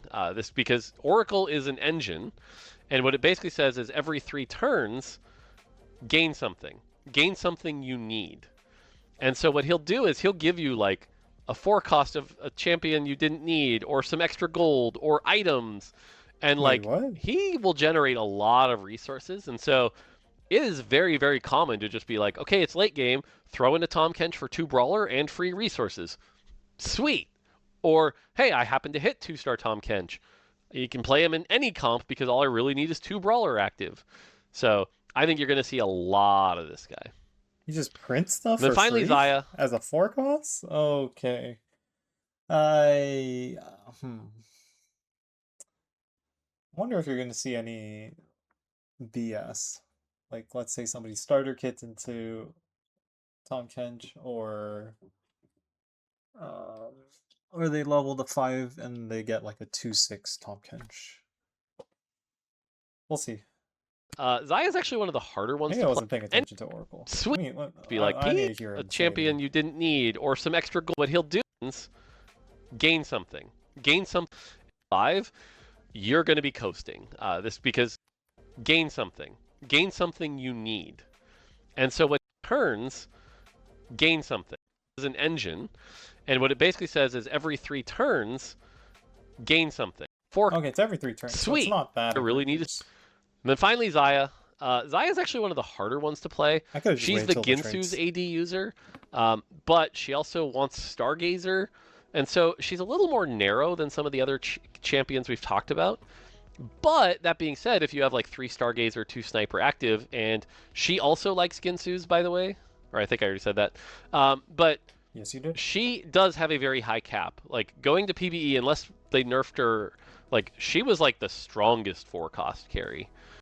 So she can really output the damage. She pairs really well next to Jhin, so it's like you put her and Jhin in the same comp, and it's just like off you go with like 2 Darkstar, 2 Sniper, 3 Stargazer, and she can do a lot. I expect to see her as like, she reminds me a little bit of Yunara, pretty different spell, but really, really high cap and pretty dang strong. So, yeah.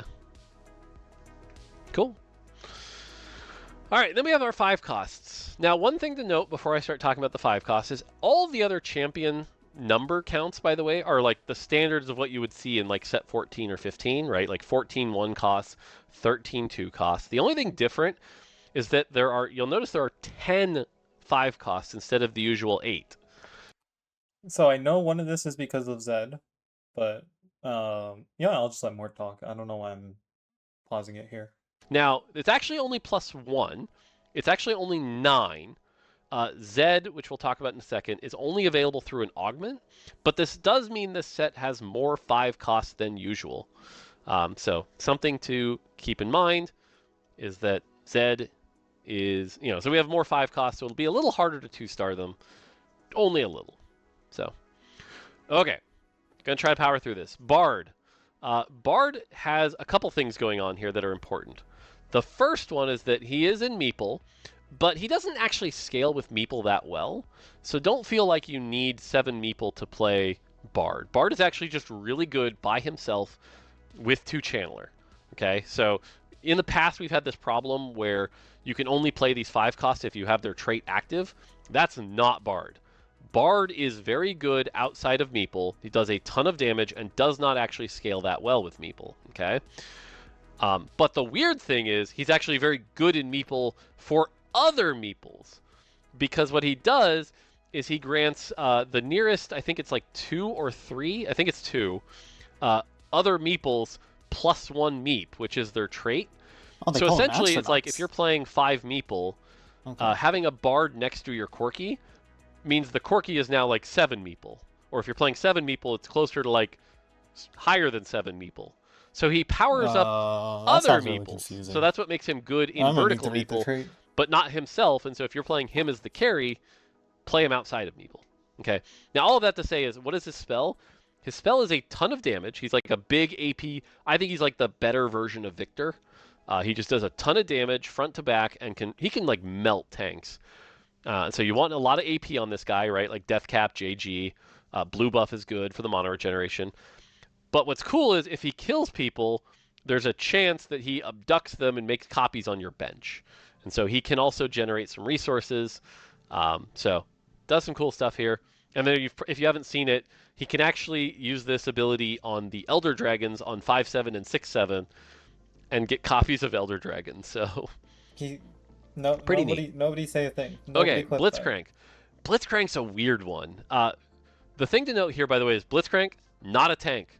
Do not put tank items on this guy. Magic In fighter. fact, if you've been playing the last set, the closer person to compare him to is Set. You want like JG Death Cap plus BT or something like that. Maybe not even BT, because his passive works a lot like Set. The way If it it's works G, is he it's has a health GG bar, hard charge. and then when that health bar goes to 0, he's going to like disengage. Now, unlike Set, he doesn't run away. He just disengages right where he is. And that can cause some weird pathing things that will frustrate you. But then he gets his health back to full, and then he comes back, and he's back again, but now with even more damage. He revives. This dude can crank out a lot of damage, so don't make the mistake of trying to play him like a tank. He's closer to Set. Okay, AP items, very good. 2 health bars. Doesn't really need Space This is gonna be Groove. the shield Doesn't Vanguard? really It need probably is, Vanguard. right? This dude's just a beast. So. Well, you'll probably play two Fiora. Vanguard anyway. Fiora is a lot like the powered up version of Master Yi in this set. You want AD items on him, does a lot of AD. On her. The Divine Duelist here is going to do a bunch of damage. And the other thing is it's going to allow you to heal back up, which is pretty solid. So that is a good thing. But otherwise, heals you Fiora is a good way to cap out kind of like your AD line if you hit her early. She also has that thing where if she ever gets down to a one-on-one with any other unit, she will instantly win the fight. So that's pretty cool. So she could be good at, like, for example, beating a big Cho'Gath that you're having trouble killing. But yeah. Interesting. Okay, now this is where I wish I had a big slide ready to go. What? The factory new? What? What's on B site?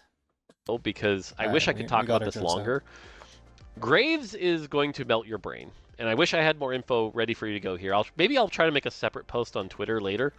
Hopefully other sites also help me with this. I was joking with Froden that TFT Academy is going to love this guy. Graves is probably the most complicated champion we've ever made, because you essentially have a giant talent tree built into a champion. The way it works is you're going to play him, and every turn you play him, you're going to get like 4 choices. And this will dictate, is he ranged or melee? And then if based on that, is he going to do extra damage from afar, or shred armor, or double attacks, or whatever? And you could like fully customize your Graves. And each time you make a choice, there will be a couple turns where like it'll start delaying a little bit. But the point is, like, if you ever see a Graves 2 with like 6 or 7 upgrades, be scared. Some people were comparing him to Rumble in set 13, and I think that's an okay comparison, except that like it is impossible to get all of Graves upgrades, because some of them also have like they can upgrade themselves, right? Where it's like shotgun and then shotgun plus and shotgun plus plus. So I think this the way guy Graves is going going to take a while to learn. But the TLDR here, if you're looking for the short version, is he can be backline with like Ginsu's, or he can be frontline with like, Titans and stuff like that. And then from there, pick the utility and extra power you want on him to make him into the carry you need him to be. So Graves will. So I'm gonna pause it here because I think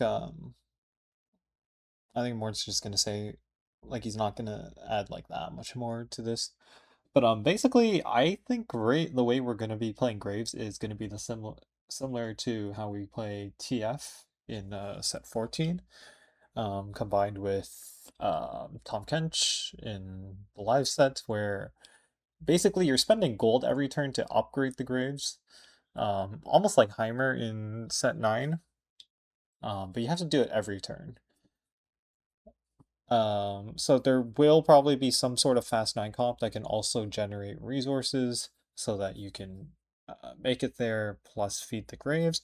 So probably some sort of Timebreaker opener into Brawlers, a Brawler front line with a Ginsu carry.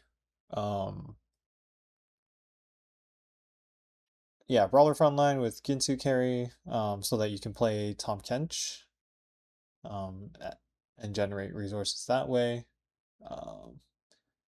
To make it to your fast 9, to make it to Graves, and just let him like 1v9 teams. Because it'll be very hard to itemize 2 carries for this. I think you'll just be playing a cheap frontline tank, or cheap frontline tanks plus Graves, and that'll be your board. It'll be like TF where it was 6 Bastion / 6 Juggernaut, and you were just carrying TF. That comp did have duo carry with Zyra and Lee Sin sometimes, but TF was the main part of it. We'll have a lot of learning going on. I expect this guy to melt some brains for a while. All right, I don't Jhin. expect you to play the melee one very Jhin, often. 2 Dark Star, again, very valuable. Eradicator, it's going to lower the enemy's armor and MR by 14%, so he's good to just throw in anyway. And then if you have items for him, this guy just pumps out a lot of damage. This guy loves IE. His spell is where most of his damage is. After that, you can put whatever items you want on him, but this guy just does a lot of front-to-back damage. He melts tanks. He's a very powerful carry. Once you 2-star him, move your Xayah items over to Jhin, or just play around Jhin himself if you get him early. But Jhin does a lot of damage. Jhin will just be your standard max cap. All right, Morgana. Morgana is basically... So Dark Lady gives an aura, where it's like, I think it's damage amp and damage reduction based on which form she's in. So it's just a nice passive aura. And then to think of her as she's a 2-range unit, so you don't want her in the front line, you want her in the second row. And much like Blitzcrank, you want AP items on her. She's kind of a drain tank, but the damage she does heals her and makes her shield bigger, so you want lots of AP on Morgana. But, a good example might be like Deathcap JGBT. Would be a totally viable build on Morgana. I'm sure we'll find better builds later. But yeah, she is another one of those champions that you can just kind of throw into any comp for the aura. And if you have the AP items, good stuff. Wait, what do you say Dark Lady does? Because a Dark Lady makes or breaks his character. Form she's in. So aura. Morgana is basically... So Dark Lady gives an aura, where it's like, I think it's damage amp and damage reduction based on which form she's in. So it's just a nice passive aura. And then to think... Oh, okay, yeah, you're just slamming her in every comp. I'm sure we'll find better builds later. But yeah, she is another one of those champions that you can just kind of throw into any comp for the aura. You're probably not putting items on her. You're probably putting utility on her. If anything. Shen, again, not a tank. Just like Blitzcrank, it says Bastion. He's not a tank. He's actually a Ginsu's user. You want him to do a bunch of attack speed. And what it is basically his passive is some bonus damage, and then after the 3rd cast, so that's why you want to get to that 3rd cast quick, it starts doing bonus true damage. And so, get to that point, you can start to melt people. And the other thing is his spell provides a very large slow. Shen is like kind of the counter to Master Yi and Fiora, because his slow, I believe, is 40%. It's like a 40% slow. God. So getting that out there can be good. And then in addition, he also has this cool sword that you can place that gives people inside of it a bonus shield at the start of combat and some bonus attack speed. So I find Shen to be the kind of champion, even without items, he activates 2 Bastion, and you get the sword for the backline attack speed, so just a lot of utility for putting a Shen on your board. Sona. Sona is, in my opinion, the premier 5-cost. You play her often for Shepherd, you play her often for 2 Psionic. Again, we talked about how you play like a Gragas Tom Kench for Brawler, and then with the Gragas you have the Sona for Psionic, and you're getting that extra item. And then all of that, and to say is she's an AP caster, so you want the JG, Deathcap, all that stuff. But she also has Commander. And what Commander does is you'll get this command that's essentially like a mod for a champion, and it will last 2 turns and can do some pretty cool stuff. So one example of a mod is at the start of combat, gain a recommended item. Okay, cool. You can put that on somebody and be up an item. Another example is every 2 seconds you're alive, gain XP. And it's like, okay, cool. I put this on a backliner and I'm gaining like 10, 12 XP a turn. Great. Or your spells and auto attacks now chill, stun, and burn and stuff like that. And it's like there's a bunch of cool commands, and so having those commands on top of Sona, on top of Psionic, ends up making her very valuable. I put Sona on like every board I can personally. Yeah, Sona sounds ridiculous. Vex is a weird one. Vex is a Ginsu's user. She's going to want to do a lot of attacks really, really quick. She ramps up. But what's really interesting about Vex is Doomer. Vex is kind of your pivot after... Doomer says, the first time I hit an enemy, steal a percentage of their AD and AP. Not lower, steal. So you could have a champion who has like a baseline 50 AD. You can knock that down to 30, and Vex is stealing that in AP. And so as Vex hits more and more of the team, her AP will build up. So she not only raises her own damage, but lowers theirs. And can do that. So even just throwing her in just to proc the Doomer on people can be really good, but also has a very high cap. And then finally Zed. Now Zed is only available through a 3/2 augment, but what Zed is like the old set 2 Zed, where he makes clones and the clones make clones and the clones make clones, and you can end up in a weird board state. Now, this guy is scary. And I will tell you, his item build is not the most intuitive, okay? The first thing I'm going to tell you is he needs Edge of Night. And yes, the way it works is if his Edge of Night hasn't procced yet, the clones have an unprocced Edge of Night. If it has procced, the clones have a procced Edge of Night. So what you want to do is like try to make as many clones as you can before Edge of Night procs. Edge of Night on So Edge of Night's very good. The same is true, hilariously enough, of Bloodthirster. And so my personal build I have found to be good is Edge of Night, Bloodthirster, Shojin, which sounds weird, but the entire idea of this champion is make as many clones as you can to overwhelm them, and between the Edge of Night procs, BTs, and health of the clones, if you get RFC, your backline can win the fight. You do not put damage on this guy. It's very weird in that regard. So we'll see what kind of builds you guys come up with. But just calling it out here, like when this guy snowballs, it feels crazy. We'll see. So, cool. There you go. There's the champions. Let's try to get through traits. I have an hour left. I've got to get through all this in an hour. Holy crap. All right. I might not be able to talk as much. Okay. Anima Squad. Anima Squad is the Lost Streak trait. You play the 3-piece. If you have this on 2-1 or 2-2, you play it. Otherwise, in my opinion, you don't. Because the way it works is every loss gets more and more and more and more points. The ideal state is you get it in on 2-1. Get up to about a 500 cash out is a solid, good win. A 600 cash out is like... So they've really standardized cash outs now. Like 500 seems to be like they've decided to go with like the 3 digits as the way to determine it. Like ever since set 13, it's been like, well, actually Cypher didn't use these numbers, but yeah, I think they're trying to standardize this as like the standard for fortune traits. You're probably going to win the game, and if you somehow get higher than that, you're probably going to super win the game. 700, 800 starts to do some wild things. What's interesting about Anima Squad is the rewards are always units and Anima Squad items, but unlike Chem Baron, this is what it's modeled off of, the Anima Squad items can be played on anybody. They do not have to be played on Anima Squad units. So you can play 3 Anima, maybe get to, like, for example, 300, take +1 item and a little gold, and then completely pivot out to a completely different comp. Now, if you get an Anima Squad emblem, you should consider looking at the 6-piece late game. The 6-piece is one of those, like, every time you win, just get extra stuff. Feels pretty good. Awesome. But yeah, otherwise, I will say it's, like, not one of our most innovative... lost streak traits. It's pretty standard. And that's fine. How long of a lost streak can you go? Can you get up to that 11 loss, that 12 loss, and get a ton of points? The animal weapons will be interesting also worth noting that in Soraka games, we'll talk about the gods in a little bit, but Soraka can give health, and so having more time to get your anima lost streak is usually good. So anytime it's a Soraka game, I'm looking for an anima opener if I can. So, all Arbiter. We talked about Arbiter a little bit, but basically it's a lot like the old admin, where there's going to be a menu that pops up. Admin. There will be causes and effects. And the way to look at it is there's really two types, okay? There's resource generation. So you could play Arbiter for something like, hey, for every star level or Arbiter, have a chance to gain some rerolls. And use that to bank up some rerolls and then pivot to another comp. Or, as I mentioned, there's every time you do a couple attacks, chance to make a Leona. Okay, great. Use that, make 3 Leona, pivot out. So there's the resource generation arbiters. And then there's the actual combat stat arbiters. And usually those are designed around one specific unit. So it's like every 10 instances of damage, gain AP. Okay, that's a LeBlanc one. LeBlanc's the one doing tons of instances of damage. Or every 3 auto attacks do something.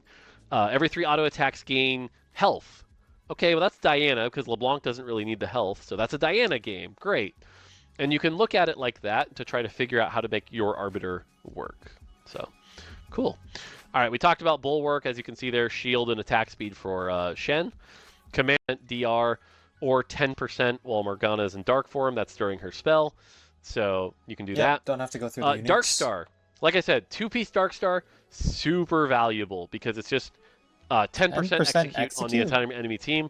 What? 2 Dark Star is something I try to get in every comp I can. It's very good. 4-piece is really basic. It's just the team gains 30 armor and MR, the Dark Stars. And then the 6-piece is weird, where one unit, whoever your strongest unit is, basically that doubles. It becomes like 60 AD and AP. And you get these 2 black holes that their health is based on the rest of your Dark Star.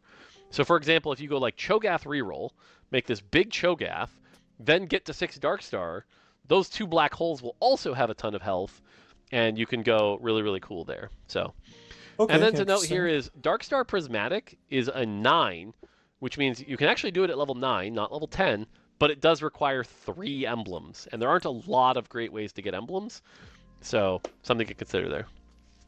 All right, Fiora's, like we talked about, Divine Duelist. This is you heal for 15% of the damage you deal. Cool. Fights when you hit I'm them, just gonna skip through all the unique traits. Zed, like we talked about, makes clones. Pretty simple. Misfortune, choose the trait.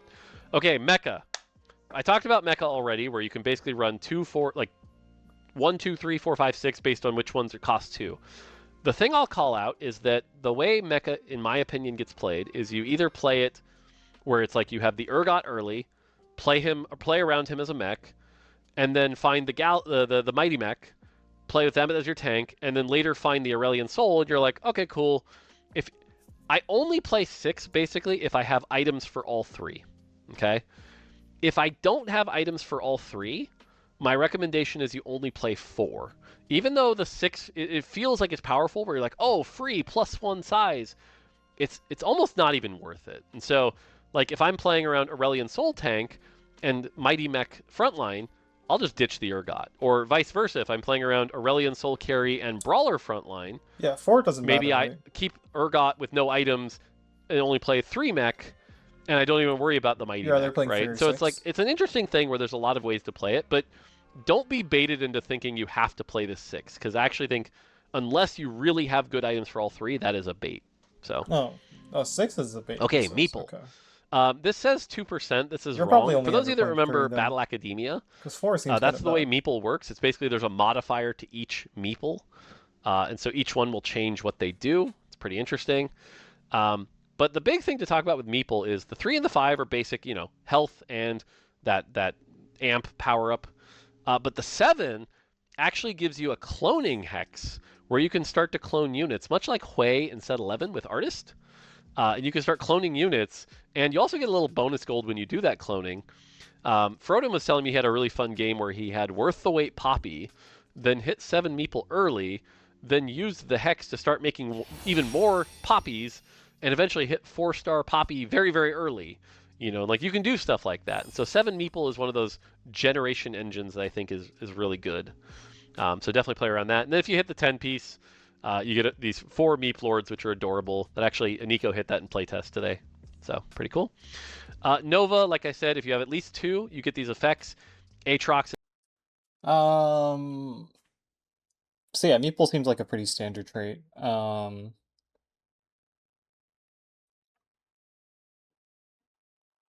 Create a cloning slot on your bench, gain a gold. Oh, it's like the Hui thing. 1, 2, 3, 4, 5, 6, 7. Okay, so you played on level 8. 10, summon the 4 Meat Lords. Cloning set equals champion cost, yeah. Is the Thunder and Shred. Caitlyn's. Okay. Yeah, Maple seems neat. I don't think you'll have to think too hard about the trait. You just play it vertical. Or you don't necessarily even have to play vertical. This 5P seems kind of weak. The attack speed, Akali's the precision, all of those are good. Maokai is allies heals for 15% max health, it's okay. And then Kindred is shield the strongest tank for 800. It's okay, it's fine. Late game it's actually not that great, but really you're just playing around Kindred, so. And then there is actually an emblem, which is kind of cool. But emblem says allies deal 10% bonus true damage. Now again, the thing to remember here is this is not just Nova units, this is the whole team. So do that. And if you have 5, you gain that selector. Now the selector can be overwhelming, but the basic rule is if you have a 3-item thing, put the selector on that. It's probably your carry. If you don't have that, put it on Maokai. Maokai's your safe go-to, board-wide stun. Take it. Cool. Yep, all right, party animal, that's Blitzcrank. This is basically the set mechanic where when it gets low, comes back. Primordian, like I said, Primordian is just extra damage based on their star level. But, and this is the weird thing about Primordian, is when you have the 3-piece, every round you gain a random 1 or 2 cost champion. And so this is where, like I said, you can actually play Primordian as an opener with some econ into Fast 8, right? You don't have to play it as a reroll card. Yeah, there's so much resource You can, generation. and it's good, but don't feel like it's the only way to play it. I've definitely had some Fast 8 Primordian games the way the set's that I'm pretty happy with. Oracle, like I talked about, that's Tom Kench. Every 3 rounds gains a reward. With the future Psionic, this is gain items. And the thing to note here is the 2-piece, very valuable. You gain an item, can be put on anyone. The 4-piece is gain a second item, which is still good. The 4-piece, though, is where you start wanting to go, okay, it should actually be Psionic carries, because the items gain an extra effect on Psionic units at 4. Now, a common thing I've seen, for example, is like you play 4 Psionic, you put the AP carry item on like Sona, and then you put the tank item not on Gragas, even though it would give you the extra effect, but just put it on like your Tom Kench, And so there's some cleverness you can do here. Don't be baited into feeling like you have to put the tank item on Gragas because he's Psionic, for example. So some cool things you can do there. But again, 2 Psionic, very valuable. Redeemer, as we talked about, extra AD and armor or attack speed, armor and MR for each trait active. Love that. Space Groove. So this one's really weird. This is a very creative trait, but basically every Space Groove champion is either in the groove or not. When they're in the groove, they gain attack speed and health regen, and that number is based on how many Space Grooves you have. So for example, if you have like 7 Space Groove in, that number can be like 80% attack speed and 4% health regen. Now, what determines if they're in the groove or not changes for each champion, right? So, for example, with Teemo, it's if I have 5 stacks of my dot on them, I'm in the groove. Or I can't remember all of them, but they each have their own thing, which puts them in the groove or not. And, for example, the 3-piece says they all start in the groove for 3 seconds, which can actually be really insane. Like, if you're running 7, it's, hey, at the start of combat, all your Space Groove gain 80% attack speed. It's like, whoa, okay. But yeah, just be a nice the other vertical. weird thing about Space Groove to call out here, what you can do as a trick, is this does not say unique Space Groove. So, for example, if you have an opener that's like 2 Nasus's, 2 Teemos, and a Gwen, it only has 3 Space Groove, but it's actually giving you 5 Space Groove units of attack speed and health regen. So something to consider there with Space Groove is you can do some tricks like it's double trouble. So, okay, Stargazer. I'm not going to go over each one of these too much. Oh, okay. He said he's not going to go over them. I was just going to pause it and read each one and then just make a... But basically, much like, some of our Ionias and mutants of the past, every game it's different. And what's weird is every game that will change the hex formation on your board and the breakpoints, right? So you get some simple ones, for example, like Stargazer. And the other way Stargazer works that's important is the hexes themselves help everyone a little bit, and Stargazers a lot more, right? So let's take Serpent, for example. Yep. Allies in The empowered use. hexes gain 8% durability. That's all allies. So you play 3 Stargazer, all your allies that are standing in hexes, 8% durability. Then Stargazers in the hex also gain more durability, and they do their damage as poison damage, right? So for example, in today's playtest, I did this with Lulu carry, and Lulu was doing 30% extra damage as poison damage. Cool, but it won't do that to everything. So other ones, for example, are Huntress, which gives attack speed and heals your team. This is good for like Xayah. But there's also some really weird ones in Stargazer. The Mountain is going to be a very popular one, okay? The Mountain, for example, is every 5-player I combat, just you want to know just what this gain a 8, 9, 10 Stargazer is about. emblem. And so the idea here is with the Mountain, you're building up the Mountain until eventually you can actually hit like 11 Stargazer and do some crazy stuff. I don't know how you're hitting So that's a 11. pretty unique version. The Altar is actually only ever a 3. It can't go higher than 3. Oh, But interesting. as you kill units and things die, you sacrifice and build up to a level where it becomes more powerful in the late game. Pretty neat. Or the Medallion, which again can only ever be a 3-piece, but allies in the hex gain for each 3-star on your team. So this is one where it's like encouraging you to find a reroll line that you can pair well. So you could go like Primordian Stargazer and do some cool stuff there. The Fountain is a mana regen one, but it never really pushes you past 5. And then finally, we have the Boar, which is kind of like the Ionia Gold one, where it's basically you can generate some gold if you win the combat and try to snowball with the Boar. So, and again, each formation is different, pretty cool. Finally, Timebreaker, we have the 2-piece, which, like I said, when you lose, gain a You're reroll. pretty much never When you playing win, the gain an XP core 4-piece. that you can sell. Pretty cool. I'm But then just when you gonna have start 3-piece, you give skipping your whole team ahead. 15% attack speed. So you can go like, Riven plus Pantheon plus Milio and go 3 Timebreaker to get some extra attack speed. I don't usually find that worth it, but you can. And then the 4-pieces, they gain an additional 50%. This is where, again, like for Ezreal reroll, I think Ezreal reroll 4 Timebreaker is really good. So, all right, then we go fast Yeah, and that fast makes here. sense. Bastion, Armor and MR, 2-piece is a good team-wide aura. Seems pretty good. Brawler, you're going to see a lot of Brawler. The only thing to call out here is the start. The 2-piece isn't flat. Okay, Brawler's It's only 50%. health. So that's changed, but otherwise Brawler's percent Whenever a health, like it Brawler is has health been. plus AD, it's really Challenger broken. is they gain some attack speed. When the target dies, they dash and gain a burst of more for a little bit here. So challengers are definitely very snowbally. Channeler. Oh, interesting. There are only 4 challengers. I was thinking there might be like a challenger reroll line with Diana, but if there's only 4 challengers and like they're not that great, then probably not. This is one's interesting. Like it's not Channelers like a gain duelist 20% situation. additional mana from all sources. So this is why I was saying like blue buff is really Okay, good so on it's blue buff, channelers. adaptive helm. But you can go Like it's just Shojin. The only reason I Invoker. don't like Shojin is because as they channel their spell, you're not taking advantage of the thing like Shojin. But basically, you get mana regen for your team and even more for the channelers. So, for example, if you're running 4 channeler, your channelers are getting 6 mana regen, which is pretty good. So, yeah. Okay, Fate Weavers. This is one of the complicated ones. So again, Fate Weavers have innate precision. Even at 1, you do not need 2 for this. This is a little confusing. So Caitlyn, Twisted Fate, Corki, and Milio do not need IEJG for their stuff to crit because they have built-in precision. Okay. But you'll Now, probably the play 2 2 pieces, any Fate chance effects on their anyways. abilities. So for example, we talked about how Twisted Fate pick those cards. They'll be lucky. They're more likely to hit things like that, so that makes them a little better. And then the 4 pieces, they gain extra crit chance and crit damage. So a 4-piece Twisted Fate 3, for example, is likely to roll higher numbers and hit really hard. I find 4 Fate Weaver to be something that you only play early and then you go back down to 2. But 2, very commonly, is really good to play. A common case where I'll play 4 is if I'm playing like Milio reroll or Twisted Fate reroll and find an early Corki, and then my front line. But later I'll have to like supplement more front line, for example. Actually, I don't know, because those units are Marauder kind is of interesting in that it gives your trashy. team 5% We'll see. Omnivamp. So 2 Marauder, pretty good to throw in for just that. But then in addition, the Marauders gain even more Omnivamp and AD, as they're all AD champions. Replicators, as we talked about, basically their spell casts a second time instantly. It's instant, so they don't lose any damage. So for example, Lulu shoots down a meteor, but instead there will be a second meteor, and that second meteor is at like 25% or 50% strength. Oh, okay. But again, the Way, fact that it will pick a different target way often is really important, and so I find 2 lower. Replicator to be very valuable. Actually, not that much lower. Rogue, as I mentioned, this It's one's like 5% less than Mage, but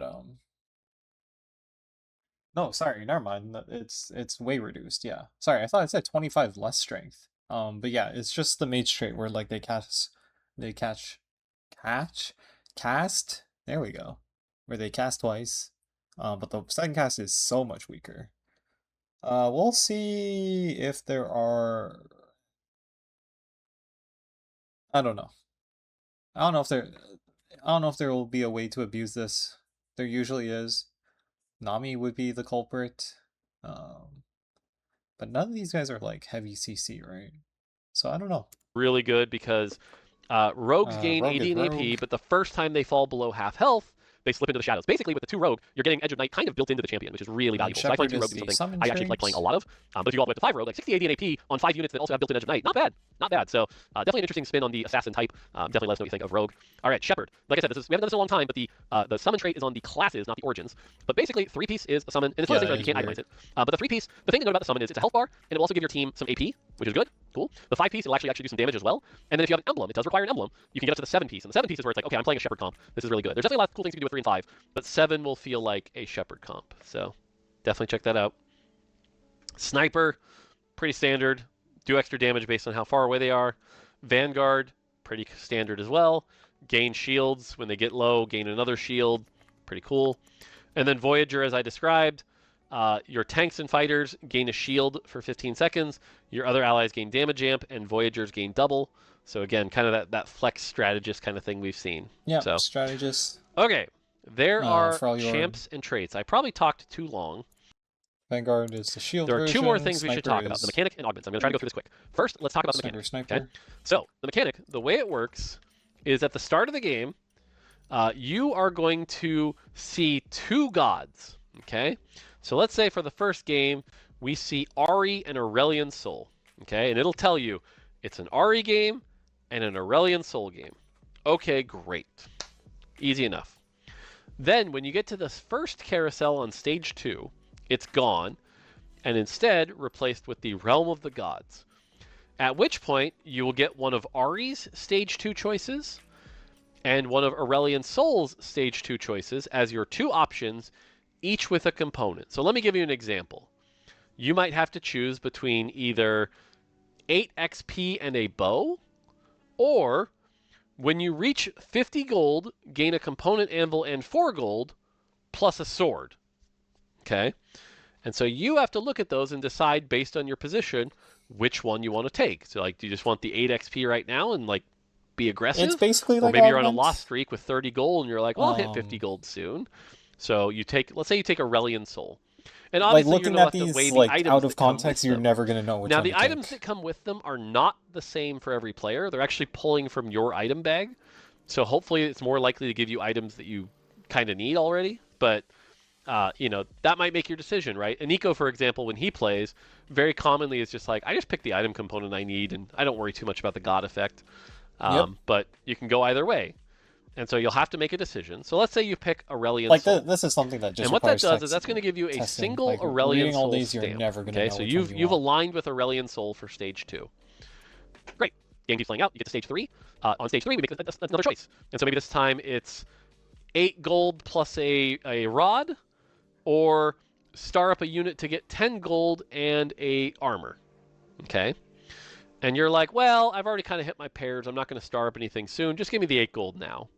And I need the rod. So you pick Ari. So now you have an Aurelian Soul stamp and an Ari stamp, which means you've aligned with each god once. Let's say you had picked Aurelian Soul.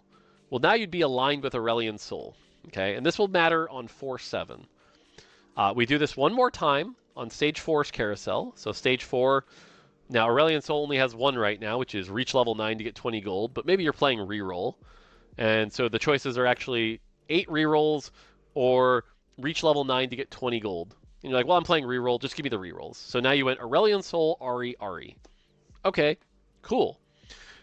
Then on 4-7, because you chose Ari twice, you've aligned with Ari. And what you're going to see is a Treasure Dragon-like armory where you can roll like 3 components. And you are going to get a 4th augment, which is Ari's augment. And this is actually out of date. I think Ari's augment is now just like gain 6 XP a turn and something else. Whoa. But you'll get their this augment. is at the end of stage 4. And so part of this is actually sort of planning like, hey, I'm playing this type of comp. I really want Aurelian Soul's 4-7 augment. I might need to lean towards an Aurelian Soul choice at some point. So all of that is, you know, again, choose your God A, God B, God C, whichever one you've aligned with, you get their 4th augment. That's the high level, okay? Now I'm going to walk you through sort of some of the touch points of each. Ari is your basic econ resources god. If it's an Ari game, resources will be a little higher, just a little, than normal. This does look like a lot of resources. Again, now the ones you see here that say maybe +1, this is actually my fault, hilariously enough, because the documents we gave them were shorthand from my notes, and I didn't have much room in the spreadsheet. What this actually says is, I believe it's gain 6 gold. If 4 other players take this, gain an additional gold. So there's actually this aspect of like how many other people are going to take it. Now we've actually changed this to influencer playtest also, where you can't see the choice other people make until they make it. There's no gaming the system that way. Yeah. But it's like, hey, you might get tempted if like more people take this, you can get more gold. With the split in the tank. But Ari's pretty simple. And then again, her effect has changed, but her effect will basically allow you to get more XP. And so she doesn't give any combat power. That's one of the dangerous things about Ari, is there's no combat power built into hers. Okay? Excuse me, I've been talking a lot. And okay, I gotta go fast. I'm running out of time. Aurelian Soul is all about quests. He's gonna give you quests that are hard to do but have a higher peak, right? So for example, we talked about if 8 XP is the baseline, well, a component envelope 4 gold is way better than 8 XP, but you have to do something first, right? And so Aurelian Soul is gonna be all about quests for power. That's gonna be his whole shtick. You can see some of the options. Now his 4/7 choice, there's basically 3 choices, and I want to frame it to you. His first choice is actually weak. It'll give it to you instantly, but it is like the weakest of the options. Oh, okay, it's like X. So if you're in a situation where you're starting to lose the game and you know you're going to be low health, I would stay away from Aurelian Soul's boon. Okay. The second choice, I believe, is like gain some combat power and some gold after 3 rounds, right? So you have to make it to 5-3 before you can really benefit from Aurelian Soul. But if you do, it's actually pretty strong. So it's like, okay, cool. That's the standard option. I expect like 90%, 95% even of Aurelian Soul games to be that second choice. The third choice basically says, hey, if you are strong enough right now that you can play without a boon for 8 rounds, I will give you the strongest boon in the game. And I believe the one that's going to PBE is you get +1 of every trait in the game. It's basically one of those like insane things. And so if somehow you're like it's pretty much always a 90 choice HP between 1 and 2. And think you're strong enough to make it to that, that's when you should pick that 4/7. third option. You're not. So cool. The last one does not matter. Echo is the god of time. The general idea is he brings back things from the past or makes you wait for things. So generally his offerings will be a little more powerful, but you have to wait for them. For example, an artifact in 8 rounds on stage 2. Okay, that does mean you're playing down like the 8 gold that Ari could have given you, but later you're going to get something really powerful. I actually really like this one. On stage 2, you can get a 4 cost in 3 rounds. That's pretty neat, so you can get some direction. Some other ones to call out here, Scuttle Puddle. Now, when you see Scuttle Puddle, your brain might think, ooh, Scuttle Puddle, that's really good. It's only about +9 gold of power, so don't like freak out. But it is still like a little delayed power, which is really good. So, cool. Interesting. Some other ones are like the Implant, which you can give a unit 20% attack speed. That came from like Cyber City. Completed item anvils. And then Echo's boon is actually a really good one. So if you lean towards Echo, I think you'll be happy with it. You get an anomaly item that changes effects based on the roll. So for example, if you put it on a tank, it gives a bunch of HP. If you put it on a mana user, they gain like AP per cast. So think of it as +1 really powerful unique item that you can put on anybody. You get that 4/7 one. Evelyn is my favorite god. Evelyn is powerful rewards at a cost. And this one's interesting where, again, it shorthanded it. But, for example, this first one is 8 gold. So imagine you have Ari and Evelyn next to each other. Ari says 6 gold. Evelyn says 8 gold, but lose 1 HP for every player who took this.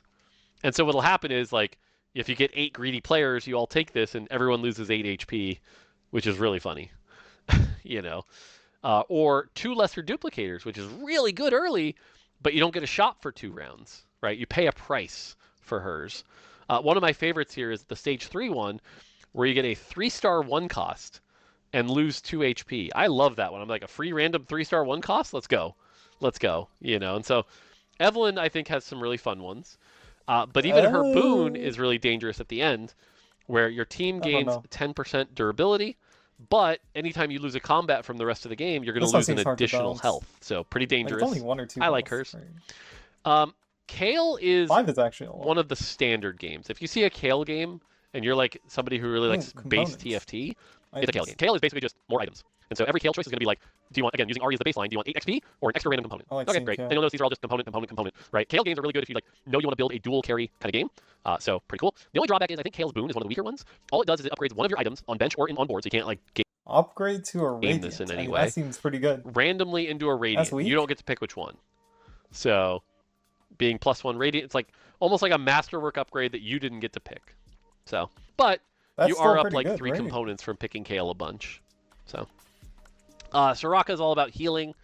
So you can see here, when it says 8 HP, it's literally Soraka's a like fast little fighter. legend HP. So like you can go from 100 to 108. Soraka games tend to be the longest games because a bunch of people are gaining extra HP.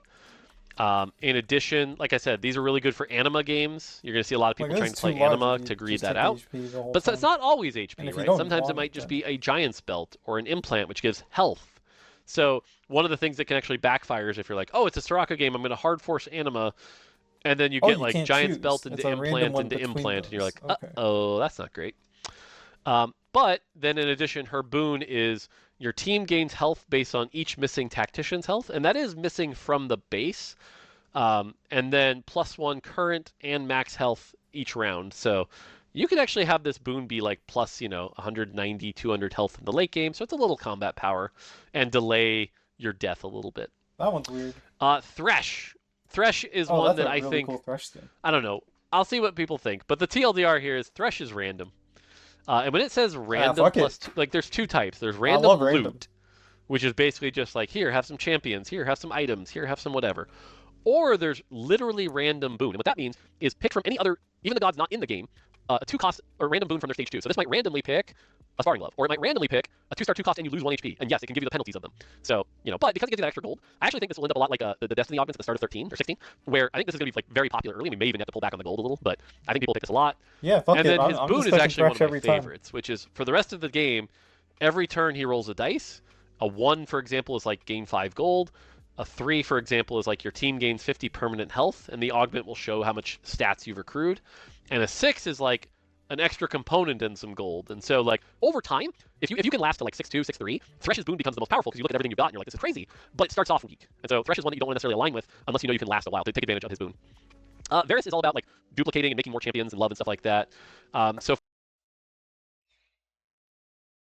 okay, there's no big dupe. That's the important thing. There's no big dupe. For example, when it says a 2 and a 3 cost here, the thing it's not saying is a 2 and a 3 cost that share a trait. And so you can use this to like get a start, or 2 tiny duplicators if you're playing like a 1-cost reroll. If you see Varus a lot of the times, a Varus game kind of says like you might want to consider rerolling, but not force it, because sometimes it's stuff that aren't necessarily to your liking. I think you right? Like if you're like, oh, it's a Varus game, I'm going to play a 1-cost reroll, and then you get owned 3 costs. Well, that didn't help you, know. So just be careful. One of my favorite ones here is the 1 lesser duplicator and 5 tiny duplicators on stage 4, so that you can like quickly turn one of your 1 costs on your board. Like I love this when playing Nova, and then you get your Aatrox to 3-star real quick, and like that's pretty cool. And his boon is a combat power one that basically says gain 10 health for each total star level in your army, and increase your 5-cost odds by 4%. So that's kind of a neat one. Yasuo is probably a standard combat power one. He gives you hexes. And the hexes are cool because you get them as, a paintbrush, so you can put them where you want them. You're not stuck in like bad positions. The names have changed since then. So, for example, there's no wood hex. It's called Cosmic Hex. But Cosmic Hex is my favorite because it's like stacking HP every turn. So, like, you get Cho'Gath plus Cosmic Hex, and now he's like double stacking HP, which is really cool. But each of these is a neat combat power. And then at 4/7, all of those hexes are going to get increased by 50%. And that what you're thinking is like, well, that means I have to pick 3 hexes. Well, if you only pick 2 hexes, you'll at least get 12 gold in addition. But that's a pretty cool thing. You might click and so those are the gods. 1, 2, 3, 4, 5, 6, 7, 8, 9. Different combinations each game. Overall, it's a pretty light touch mechanic, but can help lean you in certain directions and make certain choices. Now, from there, what happens, by the way, is on the stage 5 and 6 carousel, those are gone. You'll simply just get an armory that shows you 3 full items and a random emblem. It's just +1 full item. So something to note here is that stage 5 and 6, being the losing player, no longer has any advantage. And that's the last thing I'll talk about with the mechanic. I tweeted about this, but basically, because there's no carousel, there's nothing, like being an 8th on the realm of the god doesn't do anything. What happens is on the PvE rounds, every PvE round is guaranteed to drop at least 2 components for everybody. But the components for 7th and 8th, 2 of them will be anvils instead. So it gives you a little more agency in your items, but only stage 2 and 3 really, because stage 4 is the 4-7 choice, so nothing really changes there. So basically, if you're lost streaking stage 2, you can expect a few extra anvils. If you're lost streaking stage 3, you can expect a few extra anvils. But otherwise, there's not as much advantage to losing this set. You also get some reforgers as well if you're in like 3rd or 4th. But just something to be aware of. But yeah, that's kind of the mechanic for the set. Cool.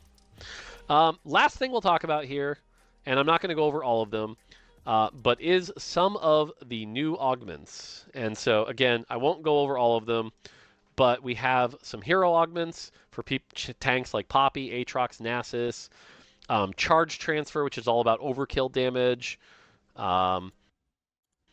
Let's see. Yeah, I'm not reading all This these. one's interesting. Forge a Friend, it's at 4-2, but allows you to buy a 1-cost champion and turn them into 3-star if you want something for your comp that you may have missed earlier.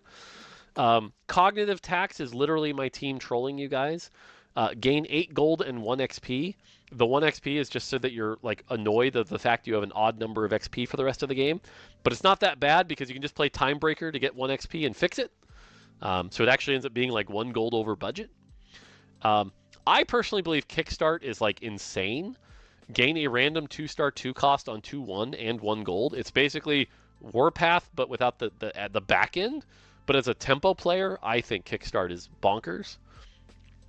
Feeling Lucky. If this hits heads, you're like 2 gold over budget. If this hits tails, you're like 1 gold under budget. So just a fun little like bet there. The Expedition Augment. This one will be the most interesting. I've talked about this on Froden's stream. But basically, you have to keep feeding units to it every turn. You almost like want to feed a 3-cost every turn if you can. It kills your econ, right? So you're basically saying, I'm going to like lost streak and really struggle in the early game. But once you complete it, the payoff is like more than a prismatic level augment. It is pretty bonkers. So definitely try this one out, but only from a spot that you're like pretty comfortable. This is going to be a hard one to play. That might be uncomfortable. Let's see here. Anima Commanders, your chance to like play Anima, much like the Ishtal one right now. Something to note here is it's listing a couple trait ones, like Sniper's Nest. Those are not in the set yet. We're actually going to ship those later as things go on. Gragas has a hero augment. Pike actually has a hero augment, which is interesting. There's the Zed one we talked about. Meepsy has a hero augment. Jax has a hero augment. Okay, Booster Pack. Booster Pack is a fun one from Kent here. Basically, there are 3 booster packs, a 2-1, a 3-2, and a 4-2. And you should think of them as econ augments, because they're basically, here's some champions. It's like But, econ plus direction. like any booster pack, you can have some high rolls, right? So like a booster pack on 2-1, if you have a crazy high roll, could give you a 2-star 3-cost. That seems good. And in addition, I don't know if I should tell you this and let you guys figure this out on your own, but there are special rewards in these booster packs sometime. And when I say special, don't keep your expectations low. But like, what would a foil card look like in a booster pack? Well, what's a foil champion look like? So there's some weird stuff Probably that a can chroma happen or here. something. Booster pack's a lot of fun. I think Kent put a lot of love into these, so definitely give them a try That and does tell sound everyone like a about fun the type augment. of booster packs you get. Fantastic augment. There's some fun surprises in there. Some combat stuff. Frontline Foundation's a cool one. Kahuna. Gain a 2-star 1-cost tank and an emblem for their listed trait. Stuff like that. It's pretty cool. Yeah. Otherwise, some pretty good stuff. 5-pointed star, I believe, actually got cut, so I don't know if that's in there. Baron's Lair is the one we talked about. Not a lot of new prismatics right now. Flip a coin. This one's even changed since then. Flip a coin. If heads, gain a Radiant Lucky item chest. If tails, I believe it's gained 2 full items. So there's some risk actually in Golden Gamble now. But yeah, so there you go. And that's everything for now. I got to wrap this up. There's obviously all the new cosmetics as well. PvE should be going live soon. Hopefully you guys enjoy. But there you go. Space Thank you, Gods. Mort. Lots of cool stuff. So, cool. Hopefully this video is not too scuffed. Okay, that's going to do it for me. I got to get back to work. Hopefully you guys enjoy. And we'll see you for 4 months of Space Gods. That's going to do it for me. Until next time. Take it easy. Thank you, Mark. Final thoughts on that? Sorry, I just had to cut a little bit of time. But final thoughts on that. The set seems pretty good. I'm not as nervous about the gods as I thought I'd be. You will just have to play them. I'm pretty sure there will just be ones that are favored slash ones that like you just want to play standard TFT on. Like you're probably looking forward to Kale and Ari the most. And then some of the other ones you're just kind of like, whatever. Like let me flex my game around it. Varus I feel like is very divisive. I feel like Varus might end up being something crazy, and I don't know if I necessarily like that, but yeah, it'll all just come down to the set. I don't know if you guys heard my PC earlier, but I did try to log on to the PvE. As of the time of recording this, PvE is live. But it did go down for maintenance, but by the time this video is up, it'll probably be live, and I will be streaming it later, so yeah. That'll be all for me as well. See you guys on my stream, and thanks for watching.